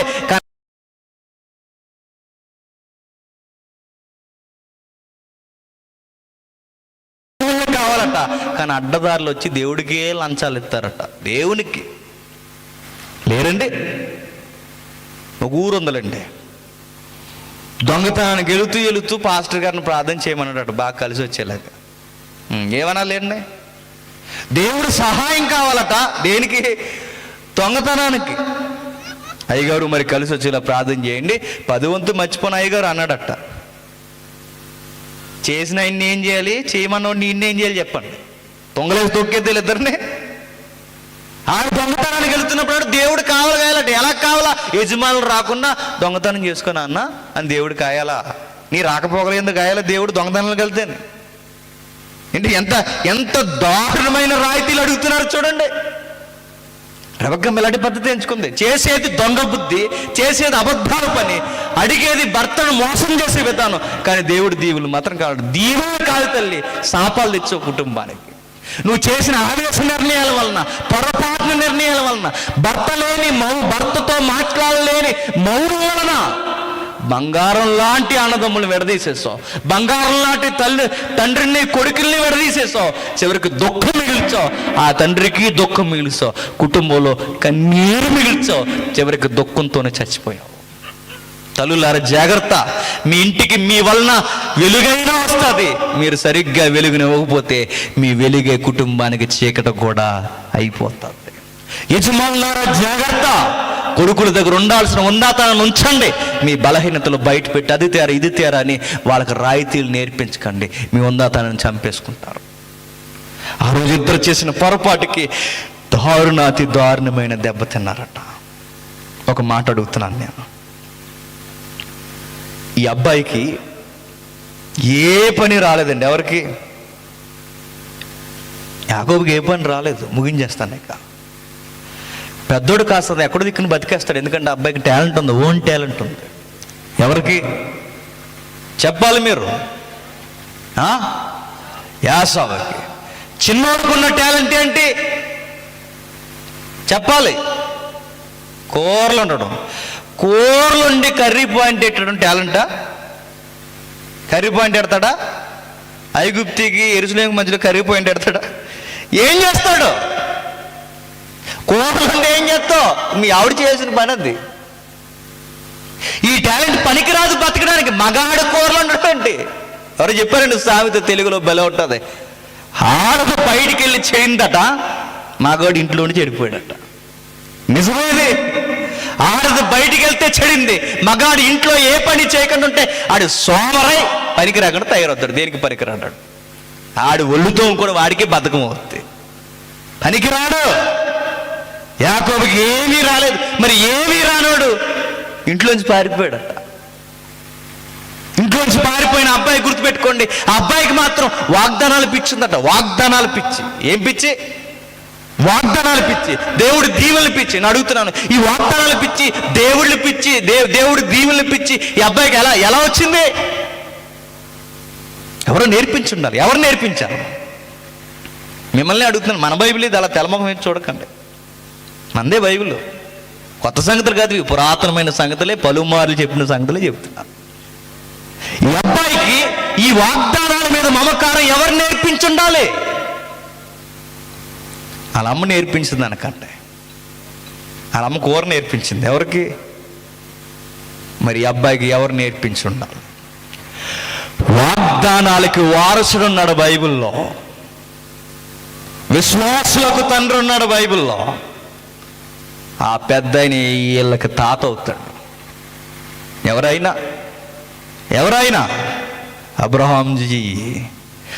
అబ్రహాము నేర్పించి ఉండాలి. ఎవరికి? యాకోబుకి. నిజమా అంటే మీరు ఎలా చెప్పగలరు? మీకు డౌట్ రావాలి. అప్పటికి అబ్రహాం చనిపోలేదా అని. చనిపోలేదు. ప్రశ్న అడుగుతాను, ఆన్సర్ చేయండి. చిన్న లెక్క. అబ్రహాము బ్రతికిన వయసు ఎంత? కేసీఆర్ గారు ఎన్ని సెంట్లు ఎత్తున్నారు ఇక్కడ? ఇది చెప్తారు. ఆటోలుగా ఎంత ఎత్తున్నాడు?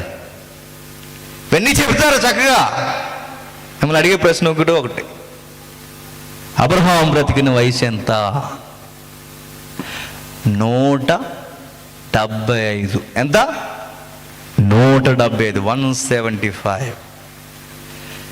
అబ్రహాము గారికి ఎంత వయసు వచ్చినప్పుడు కొడుకు ఇస్సాకు పుట్టాడు చెప్పండి? మిమ్మల్ని అడుగుతా. మీ ఆస్తులు ఏమి ఇమ్మంటలేదు నేను, మీ అకౌంట్లో డబ్బులు ఉన్నాయి ఎంత ఉన్నాయో కూడా అడగట్లేదు నేను. అడిగేది ఏంటంటే పెద్ద ఆయన ఎంతకాలం బతికాడు? ఎంతకాలం? 170. పెద్ద ఆయనకి లేటుగా పిల్లలు పుట్టారు. ఆయన ఇస్సాకు ఏ వయసు వచ్చాక పుట్టాడు? ఎంత? 100 ఏళ్ళు వచ్చాక పుట్టాడు. ఎంత? 100 ఏళ్ళు. బాగా వినండి. అబ్రహాముకు 100 ఏళ్ళ వయసు వచ్చినప్పుడు ఇస్సాకు పుట్టాడు. సరిగ్గా ఇస్సాకుకి 40 ఏళ్ళకి పెళ్ళయింది. ఎంత? 40 సంవత్సరాలకి. ఇస్సాకుకి 40 సంవత్సరాలు వస్తే అబ్రహాముకి ఎన్ని సంవత్సరాలు వస్తాయి? 140 వస్తాయి. ఎంత వస్తాయి? 140. సరిగ్గా 40లో పెళ్ళైతే ఇస్సాకు గారికి 40లో పెళ్ళైతే సరిగ్గా 20 ఏళ్ళకి 2 పిల్లలు పుట్టారట. ఎవరికి? ఇస్సాకు. ఆ 2 పిల్లల పేర్లు ఏంటి? యాసావు, యాకోబు. 40లో పెళ్ళి అయింది, 60లో పిల్లలు పుట్టారు. ఇస్సాకుకి 60 వస్తే అబ్రహాంకి ఎన్ని ఏళ్ళు వస్తాయి? 160 వస్తాయి. ఇంకా ఎన్ని సంవత్సరాలు అబ్రహాం బతికడానికి సంవత్సరాలు మిగిలిన్నాయి? 15 సంవత్సరాలు మిగిలిన్నాయి. ఈ 15 సంవత్సరాలు ఈ బిడ్డలు ఎదిగితే ఎంత ఎత్తు అవుతారు? ఇంటర్మీడియట్ అయిపోయి డిగ్రీ ఫస్ట్ ఇయర్కి లైన్లో ఉంటారా? ఉండరా? ఉంటారు. వీళ్ళు ఇంత పెద్ద వయసు వచ్చేంత వరకు అబ్రహాము బతుకున్నాడంటే ఖచ్చితంగా అబ్రహాము తాత అని తిరుగుంటారా? తిరగరా? తిరుగుతారు. అబ్రహాము తాత చుట్టూ తిరిగితే ఆ తాతయ్య మనలాంటి తాతయ్య కాదు. ఆయన వచ్చి కూర్చోబెట్టి మనవాళ్ళకి మంచి మంచి విషయాలు నేర్పించే మంచి తాతయ్య ఎవరు? అబ్రహాం. మన తాతలు ఏమి నేర్పిస్తారు? చెప్పండి. ఊరు అక్కడికి వెళ్ళి బీడీలు తెచ్చారా? బీడీలు చుట్టదేరా? చెప్పండి. ఇంకా చెప్పండి, ఏందేమంటారు? అవి తెచ్చి ఇది తెచ్చి ముచ్చట్లు ఎడతాను. బైబిల్ ఏమందో చెప్పిన ముసలమ్మ ముచ్చట్లు అన్నది. ఇట్లా ముచ్చట్లు ఏం చెప్తారు చెప్పిన? రే, నా వయసులో ఉన్నప్పుడు నేను ఎలా తిరిగొని తెలుసా, నా ఫాలోయింగ్ తెలుసా అంటే ఇవన్నీ చెప్పాడికి. నా ఫాలోయింగ్ ఎంత, ఈదులోకి వెళ్ళినప్పుడు ఎంతమంది చూసి చెప్పు. అటు ఎదిగిన తర్వాత మా తాతయ్య 4 మెయింటైన్ చేయడంటే కనీసం మనకి చెప్పండి 6 ఉండాలనుకుంటాడు. ఇలాంటి ముచ్చట్లు చెప్తారండి చాలామంది పెద్దలు. మొట్టికెళ్ళాలనిపిస్తుంది. మనవల్ని మనవరాలను కూర్చోబెట్టి తాతమ్మ కూడా చెప్తుంది, రే మీ తాతయ్య ఎంత అన్నం తినేసేవాడు తెలుసా, ఆయన అంత అన్నం తినేస్తే ఇప్పుడు వీడు ఏం నేర్చుకోవాలి అందులో నుంచి పాఠం, వీడు కూడా ఎంత తినేస్తే అడుక్కు తింటారు రేపు పొద్దున్న. ఏం తినమని ఇంత తినేవాడిని చెప్తే ఏంటి ఆ పాఠాలేంటి? మీ వయసు అయిన తర్వాత మీరు చూపించాల్సిన మాదిరి ఏంటి? మీ తాతయ్యని ఎంతమంది చూశారు, మీ తాతయ్య ఎంత తిన్నాడో, మీ తాతయ్య ఏం చేశాడు, ఇవి కాదు. మా బతుకులైన కుదురులేవురా, మీ బతుకులైనా కుదురుండాలంటే కాస్త ప్రార్థన భయభక్తులు నేర్చుకుంటారా, దేవుడు మిమ్మల్ని దీవిస్తాడని పెద్దలుగా చెప్పాలి. చర్చికి పోతే పెద్దలుగా మీరు ఇంటికాడ ఉన్నప్పుడు గద్దించాలి. రే ఆదివారం చర్చ్ వినబడుతుంది పోరా అని చెప్పాలి. పెద్దరికం అంటే ఏంటి? ముచ్చట్లు పెట్టుకుని కూర్చుంటారని కాదు. అబ్రహాము గారు పెద్ద అయిన తర్వాత ఆయన ఇంట్లో కూర్చున్న తర్వాత ఆ 2 పిల్లల్ని కుటుంబాన్ని అలా పిలిచాడట. కూర్చుంటారు అబ్బాయిలు అన్నాడట. పాఠాలు చెప్పాడట. ఏం చెప్పాడు? ఆదికాండం 18వ అధ్యాయం ముగించుకుందాం. ఆదికాండం 18వ అధ్యాయం 19వ వచనం. ఆదికాండం 18వ అధ్యాయం 19వ వచనం. ఎట్లనగా యెహోవా అబ్రహామును గురించి చెప్పినది అతనికి కలుగజేయనట్లు తన తరువాత తన పిల్లలను తన ఇంటి వారును నీతి న్యాయములు జరిగించుచు యెహోవా మార్గమును గైకొనుటకు అతడు వారికి ఆజ్ఞాపించినట్లు నేను అతన్ని ఎరిగి ఉన్నాను. అబ్రహాము గారి యొక్క ఉందాతనం ఏంటట? దేవుని నీతి న్యాయము జరిగించండ్రా, దేవుడు మిమ్మల్ని మీ కుటుంబాన్ని దీవిస్తాడు, దేవుడు మీకు అనుగ్రహిస్తాడని దేవుని కొరకు చెప్పేవాడట. దేవుని నీతి కొరకు చెప్పేవాడట. దేవుని భయభక్తులు చెప్పేవాడట. దేవుని వాగ్దానాల కొరకు చెప్పేవాడట. మనవాళ్ళకి, కొడుకులకి, కోడలకి అందరూ కూర్చోబడి చెప్తాడు ఆయన. అలాంటి ఆయన దగ్గర వీళ్ళిద్దరూ ఖచ్చితంగా ఉండాలి. వీళ్ళిద్దరూ ఉన్న తర్వాత పెద్దోడికి అరణ్యం పిచ్చి పట్టిందట, చిన్నోడికి చెప్పండి వాగ్దానాలు పిచ్చి పట్టిందట. పెద్దోడికేమో అరణ్యం పిచ్చి పడితే చిన్నోడికేమో దీవెల్ని పిచ్చి పట్టింది. కానీ మార్గం మాత్రం సరైన మార్గం వాళ్ళ అమ్మ నేర్పించలేదు. సరైన మార్గం నేర్పించకపోయేసరికి అబద్ధాలు, దొంగ బుద్ధులు, దోచుకోవడాలు, ఎదుటి వారిది ఎలా లాక్కోవాలి ఇవన్నీ వాళ్ళ అమ్మ ముందే బాగా నేర్చుకున్నాడట. ఏ పని రాలేదు. ఇంట్లోంచి గొడవై బయటకు వచ్చేసాడు. ఇంట్లోంచి గొడవై బయటకు వచ్చి పరిగెట్టుకుని వాళ్ళ మామయ్య దగ్గరికి అమ్మ నాన్న వెళ్ళిపోమని చెప్పారు. ఇసాకు కూడా చెప్పాడు, లేటుగా అర్థమైంది. ఒరే నాకు విషయం అర్థమవుతుంది, దేవుడు నిన్నే దీవిస్తాడు, నువ్వే జనాలకి తండ్రి అవుతావు, వెళ్ళిపో, నీ తల్లి సహోదరుడైన లాబాను దగ్గరికి వెళ్ళిపో. కానీ విషయం ఏంటి చెప్పనా? ఇంట్లో నుంచి వచ్చేసాడు. ఈ అబ్బాయికి ఏమీ రాదు. పెద్దోడు ఎక్కడో దిక్కుని బతుకుతాడు. చిన్నోడికి ఏమొచ్చు చెప్పండి, మరలా అడుగుతున్నాను. కూరలో తప్ప ఏమీ రాదు. ఏమీ రానోడు బయటికి వెళ్తే ఏం చేస్తాడు? మిమ్మల్ని ఉంటారు ఈ బాయ్స్ అందరూ ఎలాంటి వాళ్ళు ఉంటారు. మిమ్మల్ని అడుగుతున్నాను చెప్పండి. జీకే క్వశ్చన్ ఇది. ఏమీ రానోడు బయటికి వెళ్తే చదువు రాక, పని రాక, తల్లిదండ్రులకు ఉపయోగపడక, కోపమించి ఇంట్లో నుంచి గొడవలై వెళ్ళిపోతే బయటికి వెళ్ళినోడు ఏం చేస్తాడు? ఏమీ చేయడు. ఒక అమ్మాయిని చూసి లవ్ చేశాడట. ఏం చేశాడు? లవ్. ఎవరినే? ఆవిడ పేరు రాహేలు. ఎవరు? వెళ్ళాడట. వెళ్ళిన వెంటనే మామాజీ ఎక్కడున్నాడని ఎంక్వైరీ చేశాడట. మామాజీ ఏంటి? మీ మామాజీ కూతురు వస్తుంది చూడన్నారట అక్కడ ఉన్న వాళ్ళు. ఏంటి ఎలా ఉంది మా మామ కూతురు అనుకున్నారట. ఎవరు? చూసిన వెంటనే రాయబడిన మాట అని చెప్పిన భలే ఉంటుందండి. చూద్దాం ఒకసారి. 27వ అధ్యాయం త్వరగా 27వ అధ్యాయం. నాకు వచనం మిస్ అయింది, బహుశా అది చివరి నుండి చివరి వచనాలు 29, 28 నాకు వచనం మిస్ అయింది. ముద్దు పెట్టుకున్నాను వచనం ఉంది చూడండి, నేను చదువుతాను చూడండి. తరువాత తన తండ్రి అయిన ఇస్సాకు, నా కుమారుడా దగ్గరకు వచ్చి నన్ను ముద్దు పెట్టుకుని, పై వచనం క్షమించండి, 28వ అధ్యాయం పై వచనంలో నాకు వచనాలు పోయినాయి ఇక్కడ, దయచేసి క్షమించండి. రెబెక్కమ్మ కనబడిన వెంటనే, రాహేలు కనబడిన వెంటనే పరిగెత్తుకుని పోయి తన తండ్రి యొక్క వరస ఏంటో చెప్పుకొని రాహేలు దగ్గరికి వెళ్ళి చెబుతున్నాడు చూడండి. లాబాను తన సహోదరుడు కుమారుడైన యాకోబు సమాచారం విన్నప్పుడు అతన్నే లాబాను ముద్దు పెట్టుకున్నాడట. పై వచనంలో రాహేలును చూసిన వెంటనే ముద్దు పెట్టుకుని ఎలుగెత్తి ఏడ్చేసాడట. వచ్చిన వెంటనే రాహేలుని ఏం చేశాడట? పడేసుకుని ముద్దెడాడంటండి. ఎవరండి? ఎంత దారుణమైన పని అండి. వచ్చిన వెంటనే ముద్దు పెట్టేసాడట. ఆ అమ్మాయి కంగారు అయిపోయింది. ఎవరు? రాహేల్. ఎవరు మీరు అని అడిగింది. ఎవరంటే పెట్టి ఫ్లాష్ బ్యాక్ చెప్పమంటావా? మా అమ్మ ఉందా? మా అమ్మకి మీ అన్నయ్య ఉన్నాడా? అదే మా అమ్మకి అన్నయ్య ఉన్నాడా? ఆ అన్నయ్యకి నువ్వే కూతురివి. మనమే. నేనేమవుతాను అనుకున్నా చెప్పాడట. అంటే నువ్వు నాకు బావ అవుతావా? నువ్వు అనుకోకపోయినా నేను బావనే నీకు అన్నాడట. సరేలే ఇంటికి వెళ్దానని తీసుకెళ్ళిందట. ఈ లోపల మామాజీ కూడా చెల్లెలు కూతురు లేదా అక్క కూతురు ఎవరో కూతురు వచ్చిన వెంటనే కంగారు పడి ఆయన కూడా హగ్గిచ్చి ముద్దిచ్చాడట. ఎఫెక్షన్ అదిరిపోయింది అనుకున్నాడు. ఎవరు? ఈ అబ్బాయికి ఏం పనులు రావు. ఎవరికి? యాకోబుకి. చూసిన వాళ్ళ ముద్దులేడేస్తున్నారు. ఎవరు? ముందు మరదలేడేసింది, తర్వాత మావెట్టేశాడు. వెళ్ళాడు ఇక, అంతే. ఇక ముద్దులు పెట్టిన వెంటనే అన్నాడట, ఐ లవ్ యూ అన్నాడట. ఎవరిని? రాహేల్. మామాజీ, మీ పెద్ద అమ్మాయిని చూశాను, చిన్న అమ్మాయిని చూశాను. పెద్ద అమ్మాయి కళ్ళు బాగాలేదు, చిన్న అమ్మాయి కళ్ళు చాలా బాగున్నాయి. కళ్ళు చూసి పడిపోయాను. మీ అమ్మాయి నేను గాఢంగా ప్రేమిస్తున్నాను. చదువు చెంది లేని వాళ్ళు మాట్లాడేవి. ఏ పని లేదు, వెళ్ళిపోయాడట. ఏమని? పెద్ద అమ్మాయికి కొన్ని కళ్ళు చిన్నగా ఉన్నాయి. ఇద్దరు ఒకలాగా ఉన్నారు చూడడానికి, కానీ కళ్ళు మాత్రం పెద్ద ఆవిడికి చిన్నగా ఉన్నాయి, చిన్న ఆవిడికి కళ్ళు బాగున్నాయి. అందుకే మీ చిన్న అమ్మాయిని నేను చెప్పండి ప్రేమిస్తున్నాను. ఒకవేళ మీకు ఇవ్వడం నామోసీయము, ఎదురు కట్నంగా ఒక మాట మీకు ఆన్సర్ ఇస్తున్నాను. మామాజీ, మీ చిన్న అమ్మాయిని పెళ్లి చేస్తానంటే ముందే చెబుతున్నాను, ఆఫర్ నేను ప్రకటిస్తున్నాను నీకు. 7 ఏళ్ళు మీ అమ్మాయి కోసం నేను కలువు చేసేస్తాను, అదే పని చేస్తాను అన్నాడు. ఆయన పేరేంటో తెలుసా? మా అంగారు పేరు లాబాన్. లాబాన్ అంటే తెలుసా?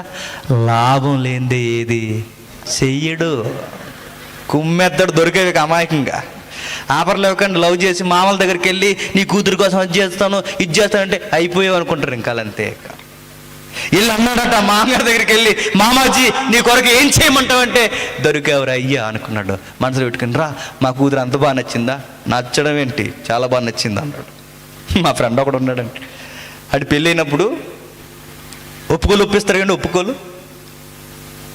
పెళ్లి కూతురు నువ్వు ఇష్టపడుతున్నావా అని అడిగినప్పుడు అన్నాడు, ఇష్టపడుతున్నానని చెప్పాలి కదండి. ఇది ఏమన్నా తెలుసా? చాలా ఇష్టపడుతున్నానండి అన్నాడు. ఆ రోజు అనుకున్నా అయిపోయారు నువ్వని. ఇది ఇష్టపడటానికి కామన్గా చెప్పొచ్చు కదా, చాలా ఇష్టపడండి అలాగే చెప్పు. ఇవ్వాల్సిన కూడా నీకు ఎవరు బాగా దొరుకో, నువ్వివ్వలే తప్ప వాళ్ళు ఇచ్చేదేమి ఉండదు. ఈ లంచ్ ఈ కట్నాల కోసం చెప్పట్లేదండు, మామూలుగా ప్రాక్టికల్గా చెప్తున్నాను నేను. ఎప్పుడైతే అన్నాడో వెళ్ళాడట, అల్లుడిచి షరతు పెట్టో, మాట ఇచ్చో, మాట తప్పుకో, ఒక మాట చెప్తున్నాను, ఏమన్నా చేస్తావా? నీ కొరకు కాదు, నీ కూతురు కొరకు ఏమైనా చేస్తాను. ఏమైనా అంటే ఏమైనా. ఆ మాటలు ఎలా ఉంటే చెప్పనా? నీ కూతురు కొరకు ఎవరెస్ట్ ఎక్కమంటావా? ఎక్కేస్తాను. ఇంగ్లీష్ సముద్రం ఏదమంటావా? ఈదేస్తాను. ఏకంటే తెలుగులో పాటలు, నీకోసం ఎవరెస్ట్ ఎక్కేస్తాను, ఇంగ్లీష్ సముద్రం ఈదేస్తాను, ఎడారిలో నడిచేస్తాను. తెలుగులో పాటలు అదే రైటర్స్ ఎక్కడ ఉందిగా ఇండస్ట్రీ. ఇలా పాటలన్నీ ఏంటి? ఇవేగా పాటలు. ఇలా డైలాగులు ఆయనే కొట్టాడట. ఎవరు? మన ముందు సీనియర్ లవర్ బాయ్ ఎవరు చెప్పండి? లవ్ బాయ్ ఎవరు? యాకోబుజీ కొట్టాడట. నీ గోత్రం నీ కూతురు కోసం ఏమైనా చేస్తాను. ఏమైనా చేస్తావా? అయితే ఒక పని చేయి, నువ్వే అన్నావుగా పేడకాళ్ళు ఎత్తావా అని అడిగాడట. ఏంటవి? పేడకాడులు. మిమ్మల్ని మీ సైడ్ ఏమంటారో తెలీదు. పశువులు వదిలిన మలాన్ని ఎత్తుతావా అన్నాడు. మీ అమ్మాయి కోసం మలం ఏంటి? గొర్రెకి స్నానం చేయించమంటావా? మేక పౌడర్ కొట్టమంటావా? చెప్పేం చేయమంటావా? దానికి జడ ఏమంటావు? తోక్కి వేస్తా. మీ అమ్మాయి కోసం నేను ఏదైనా చేస్తా. లవ్లో ఉన్న వాళ్ళకి కొవ్వెక్కిపోయిన మాటలు ఇవి అన్నాడు. బాగానే అబ్బాయిలు చదువు సంజయ్ లేకుండా ఇలాంటివన్నీ మనకి హెడ్ మాస్టర్ అయినా యాకోబు గారు ఎప్పుడైతే అన్నాడో రెంకేటి వెళ్ళి చేస్తాడు. అడుగుతాను, ఈ అబ్బాయి ఆ ఊర్లో ఎలా బతికాడు? గారాభంగా బతికాడు. ఎవరి దగ్గర? వాళ్ళ అమ్మ దగ్గర. గారాభంగా బతికాడు లేదా? చాలా గారాబం. ఏ పని చేయలేదు, వెనకాలే తిరిగేవాడు. వయసు ఎత్తేంత వరకు చాలా ఉందాక రాయిటీగా బతికాడు, కాముగా బతికిన అబ్బాయి ఇప్పుడు సడన్గా ఇంట్లో నుంచి వచ్చి ఎలాంటి పని చేయడానికి రెడీ అయ్యాడట? ఎలాంటి పని? గొర్రెల దగ్గర మేకల దగ్గర ఆ చెత్త ఎత్తడానికి రెడీ అయ్యాడట. సరదాగా మన యాకోబు గారి దగ్గరికి వెళ్ళి, బాబు యాకోబుజీ ఆ పేడ తీస్తున్నావు, నీకేమీ స్మెల్ రావట్లేదా అని అడిగారు అనుకోండి. యాకోబు అంటాడట, రావట్లేదు బ్రదర్ అంటాడట. వయ్యమ్మా అని అడిగామనుకోండి. యాకోబు అంటాడట, పేడ తీసినది నాకు పేడలా కనబట్టలేదు అంటాడట. గొర్రె వచ్చినది గొర్రెలా కనబట్టలేదు అంటాడట. మరి ఎవరిలా కనబడుతుందంటే అంతా రాహేలు రాహేల్ రాహేల్. అది పేడ కాదు చెప్పండి, అది గొర్రె కాదు, అది మేక కాదు, అది పశువు కాదు. ఇలా ఊహించుకుని పడుగుతున్నాడట. ఇలా డైలాగులు ఉంటాయండి. మీ కళ్ళుతో కాదు, చెప్పండి, నా కళ్ళుతో చూడండి. మన కళ్ళు కాదు, మరి మన కళ్ళు కాదు. వీళ్ళు చెప్పే డైలాగులు. మరి ఆ పిల్ల ఏం నచ్చిందిరా అంటే వీడు చెప్పే డైలాగ్ ఏంటి చెప్పినా, మీ కళ్ళుతో కాదు, చెప్పండి, మా కళ్ళుతో చూడండి. యాకోబు కంటికి 7 ఏళ్ళు నువ్వు ఎలా చేస్తున్నావు అంటే అర్థం అవడానికి అంటున్నానండి. ఈ మాటలు మళ్ళీ అపార్థం చేసుకోకండి. ఎలా చేయగలుగుతావే? నీ కష్టం అనిపించట్లేదా? రాయలుగా పెరుగు, నువ్వు పేడ తీయడం ఏంటి? నా రాయల కొరకు పేడెట్టి గొర్రెని తీసి అలా స్నానం కూడా ఏం చేస్తా అన్నాడట. ఏమైనా చేస్తాను, అంత రాహేల్ కొరకు నా లైఫ్ని రిస్క్లో పెడతాను, తన కొరకు నేను చెప్పండి ప్రాణాలు ఇచ్చేస్తాను అంటాడట. ఇలాగ డైలాగ్ పడతారండి. పెళ్ళికి ముందు ఏమంటారు చెప్పినా, నీకోసమే నేను పుట్టాను, నువ్వు లేకపోతే నేను ఉండలేను, నీకోసమే నేను పుట్టాను, నీకోసం నేను ఏదైనా చేస్తాను, నీకోసమే, నువ్వు ఉంటే నేను ఉంటా, నువ్వు ఉంటే నేను ఉంటా అంటాడు. ఒకరోజు పెళ్ళి అయిన తర్వాత అంటాడు, ఇంట్లో నువ్వైనా ఉండాలి, నేనైనా ఉండాలి, తెలుసుకో అంటాడు. ఇది వచ్చింది ఎవరికి తెలుసా? యాకోబుకి. పెళ్ళికి ముందు మొదటి ఎపిసోడ్ ఎలా ఉంటుందో చెప్పిన, అమ్మాయి అమ్మాయి అమ్మాయి అమ్మాయిని తిరుగుతాడు. పెళ్ళి అయ్యే వరకు మామ దగ్గర కుప్పు గంతులు అవి చేసి ఇవి చేసి మొత్తం మీద మామ దగ్గరకు వచ్చి అన్నాడు, మామాజీ మీకు విషయం చెప్పాలి, ఇదిగో 7 ఏండ్లు కలువ అయిపోయింది, ఏం చేయమంటావు, ముహూర్తం పెట్టండి త్వరగా అన్నాడట. అల్లుడు నీ డెడికేషన్ నచ్చింది నాకు అన్నాడు. ఎవరు? లాభాన్. ఆయన లాభాన్ అంటే ఏంటి తెలుసా? చెప్పండి, లాభం లేకుండా ఏది చేయడు. నచ్చింది, కమిట్మెంట్ బాగుంది. అల్లుడు నీ పెళ్ళికి నేను ఆల్రెడీ ముహూర్తాలు సెట్ చేసేసాను. అవునా మామాజీ, నాకన్నా స్పీడ్గా ఉన్నారు అందటి అన్నాడు. చాలా స్పీడ్గా ఉన్నారు. ఒక విషయం గుర్తెట్టుకో మా అల్లుడిజీ, నీ పెళ్ళి లైఫ్లో గుర్తుండిపోదు నీకు అన్నాడట. ఏ మామాజీ అంటే, నేను ఇచ్చే కిక్ ఎలా ఉంటుంది చూడు అన్నాడట. ఏం కిక్ ఎత్తున్నావు తర్వాత మాట్లాడుకుందాం, కానీ నీ పెళ్ళి అదిరిపోద్ది. ఎందుకు చెప్తున్నా, అందరూ డే ల్యాంపుల్లో పెళ్ళిళ్ళు చేసుకుంటారు, అందరూ డేలో పెళ్ళి చేసుకుంటారు. నీ మ్యారేజ్ నైట్ మ్యారేజ్, చీకట్లో పెళ్ళి. ఏమంటావు అన్నాడు. ఎవడన్నా ఒప్పుకుంటాడండి ఇలాంటి పెళ్ళి? చీకట్లో పెళ్ళి. ఈ అబ్బాయికి రాహేల్ పిచ్చి బాగా ఎక్కేసి చీకట్లో పెళ్ళి అంటూ అన్నాడట. ఎవరు? చీకట్లో పెళ్ళి అంటే మీ అమ్మాయిని చీకట్లేడు, సముద్రంలో చేసుకుని చేసుకుంటా అంటాడు. ఎవరు? నడి సముద్రంలో ఈతరా పని మారలేదు, వేసుకుంటాను అంటాడట. మొత్తం మీద గుర్తుపెట్టుకోండి, చీకట్లో పెళ్ళి అంటూ అన్నాడట. కానీ విషయం ఏంటి చెప్పిన, రాత్రికి రాత్రే ప్రపంచంలో చీకట్లో పెళ్లి చేసుకున్న ఒకే ఒక్కడు ఎవరైనా ఉన్నారంటే గిన్నీస్ రికార్డు. చెప్పండి, యాకోబు. చీకట్లో పెళ్ళి అయిపోయిందట. తెల్లారింది, లేయమ్మాల నడిచి వెళుతుంది. వదిన గారు రాత్రి నుంచి రాహేల్ కనబడలేదు. రాహేల్ ఎక్కడుందో వదిన గారు అన్నారు. హలో హలో మాస్టర్, వదినా నహీ హే, వదిన అంటావేంటి? వదిన కాదు. అదేంటి వదిన గారు? అయ్యో వదినంట. వదిన కాదు. చెప్పండి. నీ వైఫ్ని. వైఫా? నాకు నైఫ్లో గుచ్చుకుంటుంది చెప్పండి. వైఫ్ అంటారేంటి వదినాజీ? అలా మాట్లాడకండి అన్నాడు. నువ్వు అలాగన్నీ అనకపోయినా నీకు విషయం ఫ్లాష్ బ్యాక్ తెలియాలి. రాత్రి నువ్వు పెళ్లి చేసుకున్నది ఎవరినో తెలుసా? ఎవరిని? మా చెల్లిని కాదు, నన్ను. అప్పుడు అర్థమైంది. నేనే మోసగాడిని అనుకున్నాను. మా మామ ఈడు మోసగాళ్ళకే మోసగాడు. సరైన మామ వచ్చాడు అనుకున్నాడు. ఎవరు? గుర్తెట్టుకోండి అబ్బాయిలు, మీరు సరిగ్గా లేరు. నీకు జమ చేసేవాళ్ళని దేవుడు చెప్పండి వేస్తాడు ఖచ్చితంగా. యాకోబు చేసే తొందరపాటు నిర్ణయానికి ఆ మామగారు రాత్రి పెద్దమ్మాయిని ఇచ్చి చిన్నమ్మాయిని దాచేసాడట. అందుకే చీకట్లో పెళ్ళి అన్నాడట. ఈ పిచ్చోడు అనుకున్నాడు రాహేలే కదా రాత్రి అయితే ఏడనుకున్నాడట. రాత్రి రాహేల్ చీకట్లో కూడా ఇలా తడుకున్నప్పుడు రాహేల్ అనుకున్నాడేమో. ఎందుకంటే వాళ్ళిద్దరు ఒకలాగే ఉంటారు, కళ్ళు తప్ప. మిగతాదంతా ఒకేలా ఉంటారు వాళ్ళంతా, ఆ కళ్ళు తప్ప. రాహేలు కట్టబోయి లేయ కట్టింగ్ చేశారు.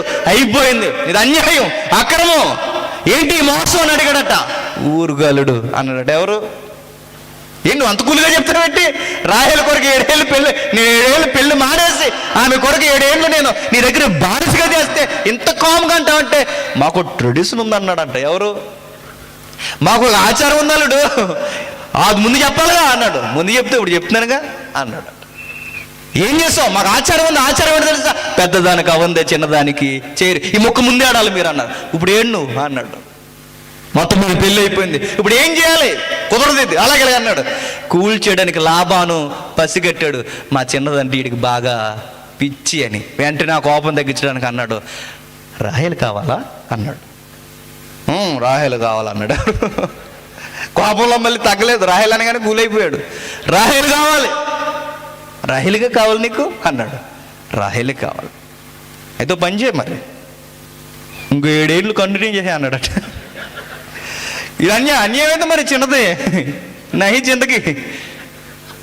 సరే ఆవిడ లేకుండా నేను జీవితాన్ని ఊహించుకోలేదు. మరి 7 ఏళ్ళలో పెళ్ళి అయిపోయిందట. ఆ తర్వాత 7 14 ఏళ్ళు. 14 ఏళ్ళ తర్వాత ప్రేమించిన దాంతో పెళ్ళి అయిపోయింది. బాగా ముగించేసుకుందాం. ఇంకా ఎప్పుడైతే ప్రేమించిన దాంతో పెళ్ళి అయిపోయిందో ఇప్పుడు సెకండ్ ఎపిసోడ్ స్టార్ట్ అయింది. ఏం జరుగుతుందో తెలుసా? 32వ అధ్యాయం చూద్దాం ఒకసారి. ఆదికాండం ఒకసారి వీళ్ళిద్దరు గొడవ పెట్టుకుంటారు. ఒకసారి చూద్దాం ఒకసారి. 30వ అధ్యాయం. ఆదికాండం 30వ అధ్యాయం మొదలు వచనం. రాహేలు తాను యాకోబునకు పిల్లలు కనకపోవట చూచి, యాకోబు రాహేలుకు పిల్లలు కనకపోవట చూసి తన అక్క యందు అసూయపడి యాకోబుతో, నాకు గర్భఫలమిమ్ము, లేని ఎడల నేను చచ్చెదన. యాకోబుకు ఏమంటుందండి? ఎంత డిమాండ్ చూడండి. రాహేల్ అందంగా ఉంటుంది. అందంగా ఉన్న వాళ్ళకి కాస్తంత చెప్పండి పొగరు కూడా ఉంటుంది. రాహేల్ అమ్ముకున్న పొగరేంటి చెప్పనా? అలా ఆయన డిమాండ్ చేస్తుందట. ఇదిగో మా అక్కకు పిల్లలు పుట్టారు, నాకు పిల్లలు పుట్టలేదు, ఇస్తావా, చావమంటావా, చస్తావా అని అడిగిందట. ప్రేమించి 14 ఏళ్ళు ప్రేమించి పెళ్లి చేసుకున్న తర్వాత ఎన్న చెడ్డ వార్త అండి చెప్పనా? ప్రేమించిన దానికి పిల్లలు పుట్టలేదు. పెళ్ళికి ముందు భారీ డైలాగులు ఏంటి చెప్తున్నా? నీకు నువ్వు నాకు నేను, నీకు నువ్వు నాకు నేనని 14 ఏళ్ళు ఒకరినొకరు చూసుకుని వెయిట్ చేసి పెళ్లి చేసుకున్న తర్వాత, పెళ్ళైన తర్వాత కొంతకాలానికి లవ్ మ్యారేజ్లో గొడవలు వచ్చేసినాయి అట. లవ్ మ్యారేజ్లో గొడవలు వస్తే ఎలా ఉంటాయి చెప్పనా? ఒకరినొకరు కొట్టుకోలేరండి వీళ్ళు. ఎందుకంటే ప్రేమించుకున్నారుగా. వీళ్ళు ఒకరినొకరు కొట్టలేక ఇంట్లో ఉన్న టీవీని, ఫ్రిడ్జ్ని, వస్తువుల్ని వాటిని పడగొట్టేస్తారు కింద. చూసారా మీరు? వాళ్ళ ఇంటికి వెళ్ళండి ఈసారి వెళ్ళినప్పుడు. ఉండే వస్తువులు ఉండే దగ్గర ఉండే. ఎందుకు ఇవి నేమనలేక ఇలా ఊగిపోయి వెళ్ళి గోడ గుద్దేసుకోవడం, ఏమనలేక టీవీని గుద్దాడు. ఈ బానిసలు, భార్య బానిసలు. ఏమి అనలేక అమ్మాయిని అన్నాడట. అమ్మాయి అంటుంది నేను చచ్చిపోతాను. ఏ పిచ్చి, నువ్వు చచ్చిపోవడం ఏంటి? నువ్వేమనుకుంటున్నావు? పిల్లల్ని ఇవ్వకపోతే చచ్చిపో. పిల్లల్ని ఎవరిస్తారు? పెద్ద జీక కోసం మరలా ఎవరిస్తారు పిల్లల్ని? దేవుడు ఇస్తాడు. దేవుడు పిల్లల్ని ఇస్తాడన్నప్పుడు నేనేమో దేవుడినా అని అడిగాడు. గొడవ వచ్చేసరికి దెబ్బకి ఎవరు గుర్తొచ్చారు? బావగారికి ఇన్ని రోజులు ఎవరు గుర్తులేరు? దేవుడు గుర్తురాదు. దెబ్బకి ఎవరు గుర్తొచ్చారు? దేవుడు గుర్తుపెట్టుకోండి. లవ్ అని తిరగాలి, కొవ్వు కరిగిపోయడానికి మీకు గుర్తొచ్చేది ఎవరు చెప్పిన? దెబ్బకి దేవుడు గుర్తొస్తాడు. ఆ రోజు ఇలాంటి సభెట్టి వద్దురా అని మాకు చెప్పారు, మా బుర్రకి ఎక్కలేదు, ఇదిగో కాదని ఈ రోజు మేము చేసుకున్నాం, ఈ రోజు ఇలా ఉందని ఒక రోజు మీకు ఎవరు గుర్తొస్తారు చెప్పిన? ఇలాంటివి చేస్తే దేవుడు గుర్తొస్తాడు. యాకోబుకు దెబ్బ గుర్తొచ్చాడట. దేవుడు వెంటనే గుర్తొచ్చి నేను దేవునికి ప్రతినిధిగా ఉన్నానా అని. గొడవలు అయిపోయినాయి, జీవితం చిందరవందరైపోయింది, చిదిగిపోయింది, ఇక జీవితంలో కుదరలేదు. ఇప్పటివరకు జాయ్ఫుల్ లైఫ్ గడిపిన యాకోబు గొడవలు స్టార్ట్ అయినాయి, వ్యసనాలు స్టార్ట్ అయినాయి, కోపాలు స్టార్ట్ అయినాయి, తాపాలు స్టార్ట్ అయినాయి, ఒకరి మీద ఒకరు ఎత్తుగడలు స్టార్ట్ అయినాయి, అసూయలు స్టార్ట్ అయినాయి, ఒకరినొకరు నిందించుకోవడం స్టార్ట్ అయింది, ఒకరినొకరు ద్వేషించుకోవడం స్టార్ట్ అయింది. సుఖంగా ఉన్న కుటుంబంలో చెప్పండి కష్టాలు స్టార్ట్ అయిపోయాయి. యాకోబు వెయిట్ చేసాడు ఒకరోజు, జీవితం సుఖంగా బతికేవాడిని, 25 ఏళ్ల క్రితం నా జీవితం వేరు, ఇప్పుడు నా జీవితం వేరు. పేరుకి 2 భార్యలు ఉన్నారు, 12 మంది కొడుకులు ఉన్నారు, దాసులు ఉన్నారు, దాసిరాండ్లు ఉన్నారు, మందుంది, మాల్బలం ఉంది, కానీ జీవితానికి సుఖం లేదు. అబద్ధాలాడి అడ్డంగా ఎదిగిపోదాం అనుకున్నాను, నేనే ఎదుటి వారి చేతుల్లో చిత్తు అయిపోయాను. సంపాదించుకుందాం అనుకున్నాను, మా మామ నా వలన సంపాదించుకున్నాడు తప్ప నేను సంపాదించింది ఏమీ లేదు. బైబిల్లో బాధపడిన మాట అని చెప్పిన, ఎండకి ఎండిపోయాను, వానకు తడిచిపోయాను, చలికి వణికిపోయాను, నా జీవితం వస్త్రాలు మారడమే కాదు, నా జీవితాన్ని మాసిన వస్త్రంలా మారిపోయింది. జీవితంలో సుఖం లేదు. గారాబంగా పెరిగాను, అబద్ధాలు ఆడడం నేర్చుకున్నాను, మోసం చేయడం నేర్చుకున్నాను, ప్రేమించి పెళ్లి చేసుకున్న దాంతో సుఖం కూడా లేదు. పిల్లలు పుట్టారు, సంతోషం కూడా లేదు. సొంత మామే మోసం చేస్తున్నాడు, జీవితం నాకు వద్దని సొంత ఊరికి బయలుదేరాడు 25 ఏళ్ళ తర్వాత. ఈ ఊరికి సొంత ఊరికి బయలుదేరుతూ వెళ్తున్నప్పుడు ఒక వార్త పరుగున ముందస్తుగా గ్రహించాడు. ఆ వార్తని చెప్పిన, మీ అన్నయ్య 25 ఏళ్ళ పగన కత్తేసి నూరుతున్నాడని చెప్పారట. మనసుకు గాయం వేసింది. సొంత ఊరు పోదామన్నా అన్న పగేసి కూర్చున్నాడు. మరలా ఒక వార్త వచ్చిందట, మామ తౌరుకు వస్తున్నాడు అని. మీ మామ ఏవో ఆస్తులు పట్టుకెళ్తున్నాడు, మీ మామ వెనక పరిగెట్టుకు వస్తున్నాడు, వెనక మామ వస్తున్నాడు, ఎదరు అన్న వస్తున్నాడు, వెనక ముందు ప్రమాదం పొంచుందట. భార్యలున్నారు, పిల్లలున్నారు, ఆస్తులున్నాయి, మందలున్నాయి, అన్నీ ఉన్నాయి, జీవితానికి తృప్తి లేదు. ఏడ్చేసాడు బోర్ని. ఎదుకొచ్చింది జీవితం. అందరినీ పంపించేశాడు, వెళ్ళిపోండి, నేను వెనకాల వస్తాను, గుంపులుగా వెళ్ళిపోండి, నేను వస్తానని నది ఒడ్డున ఆగిపోయాడట. నది ఒడ్డున ఆగిపోయి ఏడ్చాడు. హోషేయ 12:4 అంటాడు, మగసిరిగల మగాడు ఏడ్చాడట. మగసిరిగల మగాడు యాకోబు ఏడ్చాడట. ఏమో తెలుసా? దేవా, మోసం చేసి సంపాదించుకోవడం ఆస్తులు అనుకున్నాను, అబద్ధాలు ఆడటం మగతనం అనుకున్నాను, అబద్ధాలు ఆడి ఎదిగిపోవడం తెలివితేటలు అనుకున్నాను, జీవితంలో తినగూడని దెబ్బలు తినేశాను, ఓడిపోయాను, ఎండకి ఎండిపోయాను, జీవితంలో తడిసిపోయాను, జీవితం చిందరవందరైపోయింది. నా వలన మేలులు పొందారు తప్ప నేను ఎవరి వలన మేలులు పొందలేకపోయాను. నా జీవితం సగ జీవితం అయిపోయింది. ప్రభువా, జ్యేష్ఠత్వం, దీవులను సంపాదించుకోవడం అడ్డదారులు అనుకున్నాను తప్ప నిన్ను ముఖాముఖిగా ఎదుర్కోవాలని గ్రహించలేకపోయాను. ప్రభువా ప్లీజ్ నన్ను దీవించు. నీ తోడు నీడ లేకపోతే నేను బతకలేను దేవా, రానా దగ్గరికి నన్ను దీవించని అడిగాడట. దేవుడు అన్నాడు, నన్ను పోనీ, నువ్వు వెళ్ళడానికి వీల్లేదు, నువ్వు పోతానంటే నేనైనా పోవాలి తప్ప నువ్వు పోవడానికి వీల్లేదు, నేనైనా చస్తాను తప్ప నేను వెళ్ళను. పాదాలు పట్టుకుని బతుములాడుతూ ఏడ్చడట దేవుని పాదాలు, దేవుని సన్నిధి పట్టుకుని, ఆగు దయచేసి, వెళ్ళొద్దు, నన్ను దీవించు, వెళ్ళొద్దు. దేవుడు తుంటే ఏమికి ఎరగొట్టేశాడు. అయినా వెళ్ళొద్దు ప్రభువా, నా జీవితం ఇరిగిపోయింది.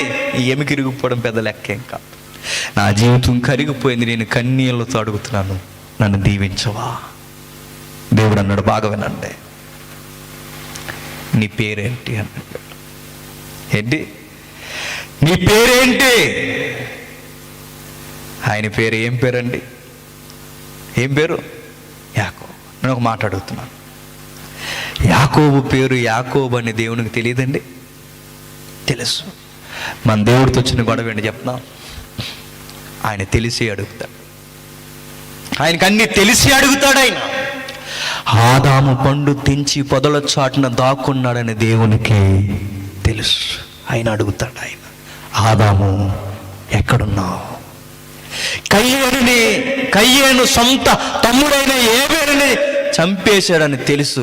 అయినా కయ్యేను అడుగుతాడు దేవుడు, నీ తమ్ముడు ఎక్కడున్నాడు? ఎందుకు చెప్తున్నా?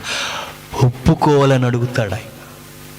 యాకోబు పేరు యాకోబు అని తెలుసు, ఆయన అడుగుతున్నాడు, నీ పేరు ఏంటి? ఆయన పేరు గౌరవంగా చెప్పుకునే పేరేమీ కాదు. ఆయన పేరు ఏంటి చెప్పనా? మోసగాడు. యాకోబు అంటే ఏంటండి? మోసగాడు. ఏడుస్తూ అన్నాడట, ఆ మగాడు మగర్శేగల మగాడు అన్నాడట. ప్రభువా, ఇదే ప్రశ్న 25 ఏళ్ల క్రితం మా నాన్న అడిగాడు, కళ్ళు కనబడకుండా నన్ను తడుముతూ అడిగాడు, నాయనా నీ పేరేంటని. నేను అబద్ధం ఆడి చెప్పాను, నా పేరు యాసావు అన్నాను. ఇదే ప్రశ్న ఇప్పుడు ఆ పరమ తండ్రి అడుగుతున్నాడు. ఏమన్నా తెలుసా? నీ పేరు ఏంటి అని. ఏడుస్తూ అన్నాడు, నేను మోసగాడిని. అవును ప్రభువా, నా పేరు మోసగాడు ప్రభువా, మోసగాడు.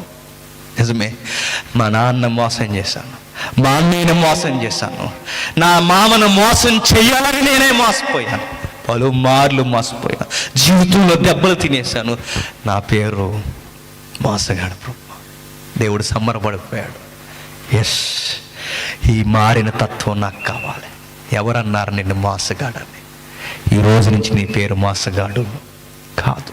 నీ పేరు నేను మార్చేస్తున్నా. నీ పేరు మోసగాడు కాదు, నీ పేరు ఇశ్రాయేలు. నీ పేరు ఇశ్రాయేలు మార్చేస్తున్నావు. నువ్వు దేవుడు కుమారుడు. ఎవడు నిన్ను మోసగాడు అనేది? నువ్వు ఇశ్రాయేలు. యాకోబుని ఇష్టపడ్డాడట. నువ్వు మారతావని తెలుసురా, ఈ స్టేజ్ నీకు వస్తుందని తెలుసు. ఈ మార్పు కొరకు ఇన్ని రోజులు ఎదురు చూశానంటాడు దేవుని హృదయంలోనికి తొంగి చూస్తే. నువ్వు మారతావని తెలుసు. మారాలి. కానీ విషయం ఏంటి చెప్పనా? ఈ అబ్బాయి జీవితంలో ఇన్ని దెబ్బలు తగలకూడదని, ఇన్ని దెబ్బలు మొట్టికాయలు పడకూడదని దేవుడు ముందే ప్రేమించి వాళ్ళ అమ్మకు చెప్పాడు. ఆవిడ సరిగ్గా గ్రహించలేకపోయింది. ఆ అబ్బాయికైనా అర్థమవుతామని ఇంట్లో నుంచి పరుగున వస్తున్నప్పుడు మార్గం మధ్యలో దేవుడు దర్శనం చూపించాడు. అప్పుడైనా అర్థమై దేవుని వైపు తిరుగుతాడని. ఆ అబ్బాయికి ఆ దర్శనం కూడా అర్థం అవ్వలేదు. ఆ దర్శనం ఏంటండి? ఆకాశానికి భూమికి మధ్య ఒక నిచ్చెన వేలాడుతూ కనిపించిందట. ఆ నిచ్చెనకి పైగా దేవదూతలు ఎక్కుతూ దిగుతూ కనబడ్డాయట. గ్రహించలేని దర్శనం చూసి ఆయన వెళ్ళిపోయి ఆ దర్శనం చూసిన స్థలానికి బేతేల్ అని పేరెట్టేసి వెళ్ళిపోయాడు. కానీ అక్కడే ఆగి, దేవా ఏంటయ్యా ఈ దర్శనం? ఆ నిచ్చెన ఏంటి? ఆ దేవదూతలు ఏంటి? ఆ పరలోకానికి రావడం ఏంటి? ఈ భూలోకానికి రావడం ఏంటి? ఈ వచ్చి పోవడం ఏంటి? నాకు అర్థం అవట్లేదు, చెప్పంటే చెబుదుడేమో. అడగలేకపోయాడు. ఒకవేళ అక్కడే గ్రహించుంటే ఆ నిచ్చెన ఎవరో తెలుసా? కొత్త నిబంధన చెబుతుంది, ప్రభువైన యేసుక్రీస్తు.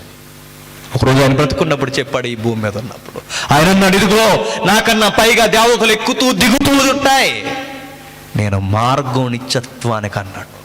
యాకోబు చూసిన నిచ్చెన ఎవరో తెలుసా? అది నేనే అన్నాడు.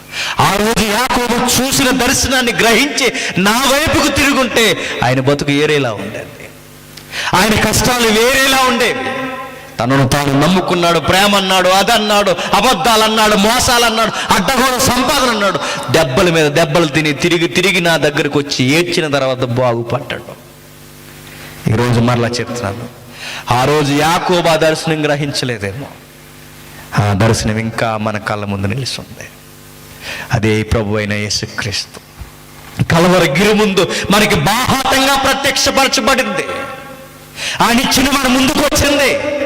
మన కష్టాలు, కన్నీళ్ళు, ఇబ్బందులు, సమస్యలకి, మన భారాలకి ఈ ఓదార్పునివ్వడానికి ఒకరోజు శిలువ రూపంలో ప్రత్యక్షమయ్యాడు ఆయన. నిచ్చెనగా ఉన్న ఆయన, మధ్యవర్తిగా ఉన్న ఆయన, దైవం భూమి మీదకి వచ్చి పిలుపునిచ్చాడు. ఆయన ప్రయాసపడి భారం మోసుకుంటున్న సమస్త జనులారా నా యొద్దకు రండి, నా యొద్ద నేర్చుకోండి నీతేంటో, నా యొద్ద నేర్చుకోండి బతుకంటే ఏంటో, నా యొద్దకు రండి, నేను చూపిస్తాను.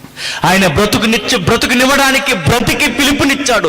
ఆ రోజు యాకోబుకి దర్శనం ఇచ్చాడు. ఆ రోజు యాకోబు ఆ దర్శనం గ్రహించిన బతుకు ఏరేలా ఉండేది. ఈరోజు మనకు నిలుచుంది ఆ దర్శనం, ఆ విజన్ మనకుంది. కలవరి గిరి దగ్గరికి రండి దయచేసి. దేవుని వైపు స్పష్టముగా చూడండి. ఆకాశానికి భూమికి మధ్యన వేలాడిపోయింది.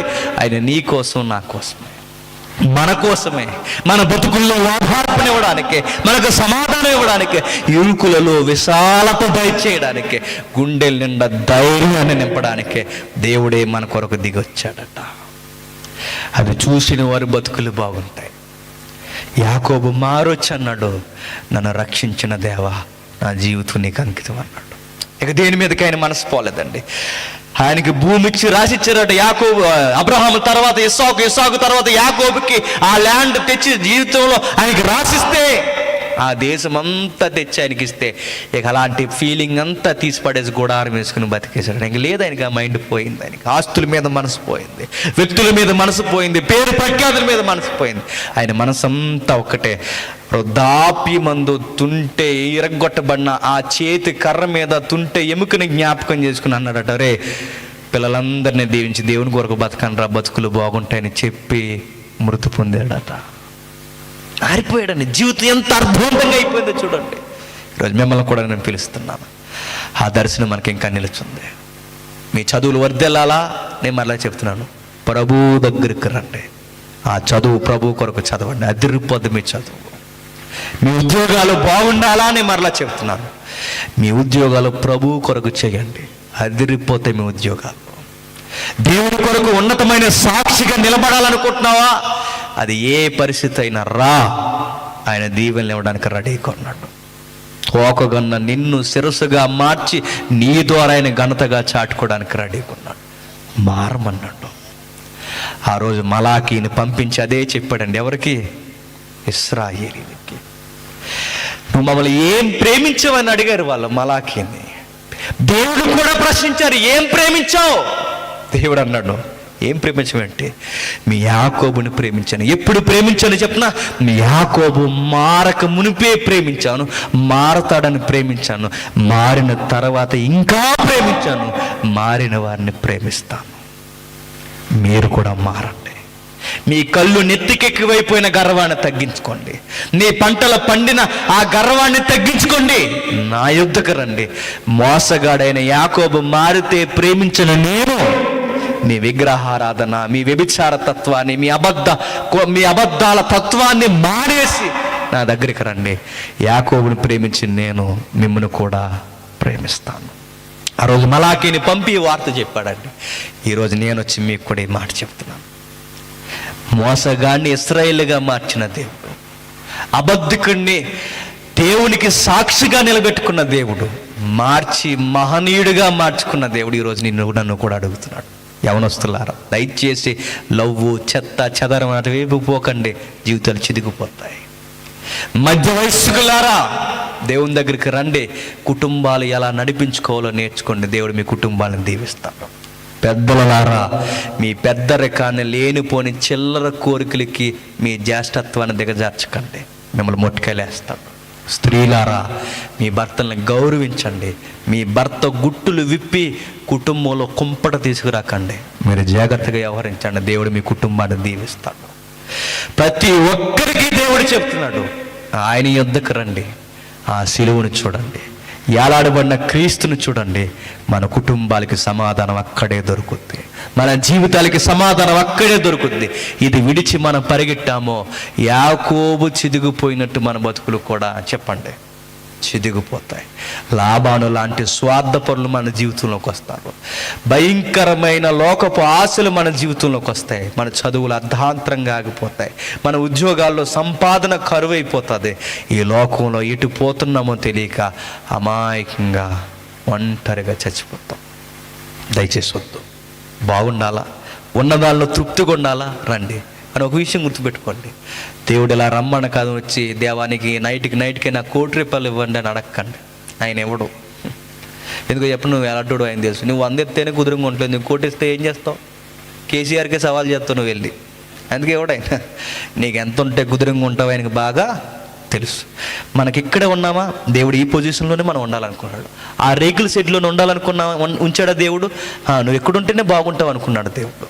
లేదు, ఆ బంగ్లాలో ఉండాలా, ఇటు ఎక్కడున్నా జాగ్రత్తగా ఉండాలనుకున్న కనుక నేను అక్కడ పెట్టాడు. నేను ఎక్కడుంచినది దేవుని చిత్తం.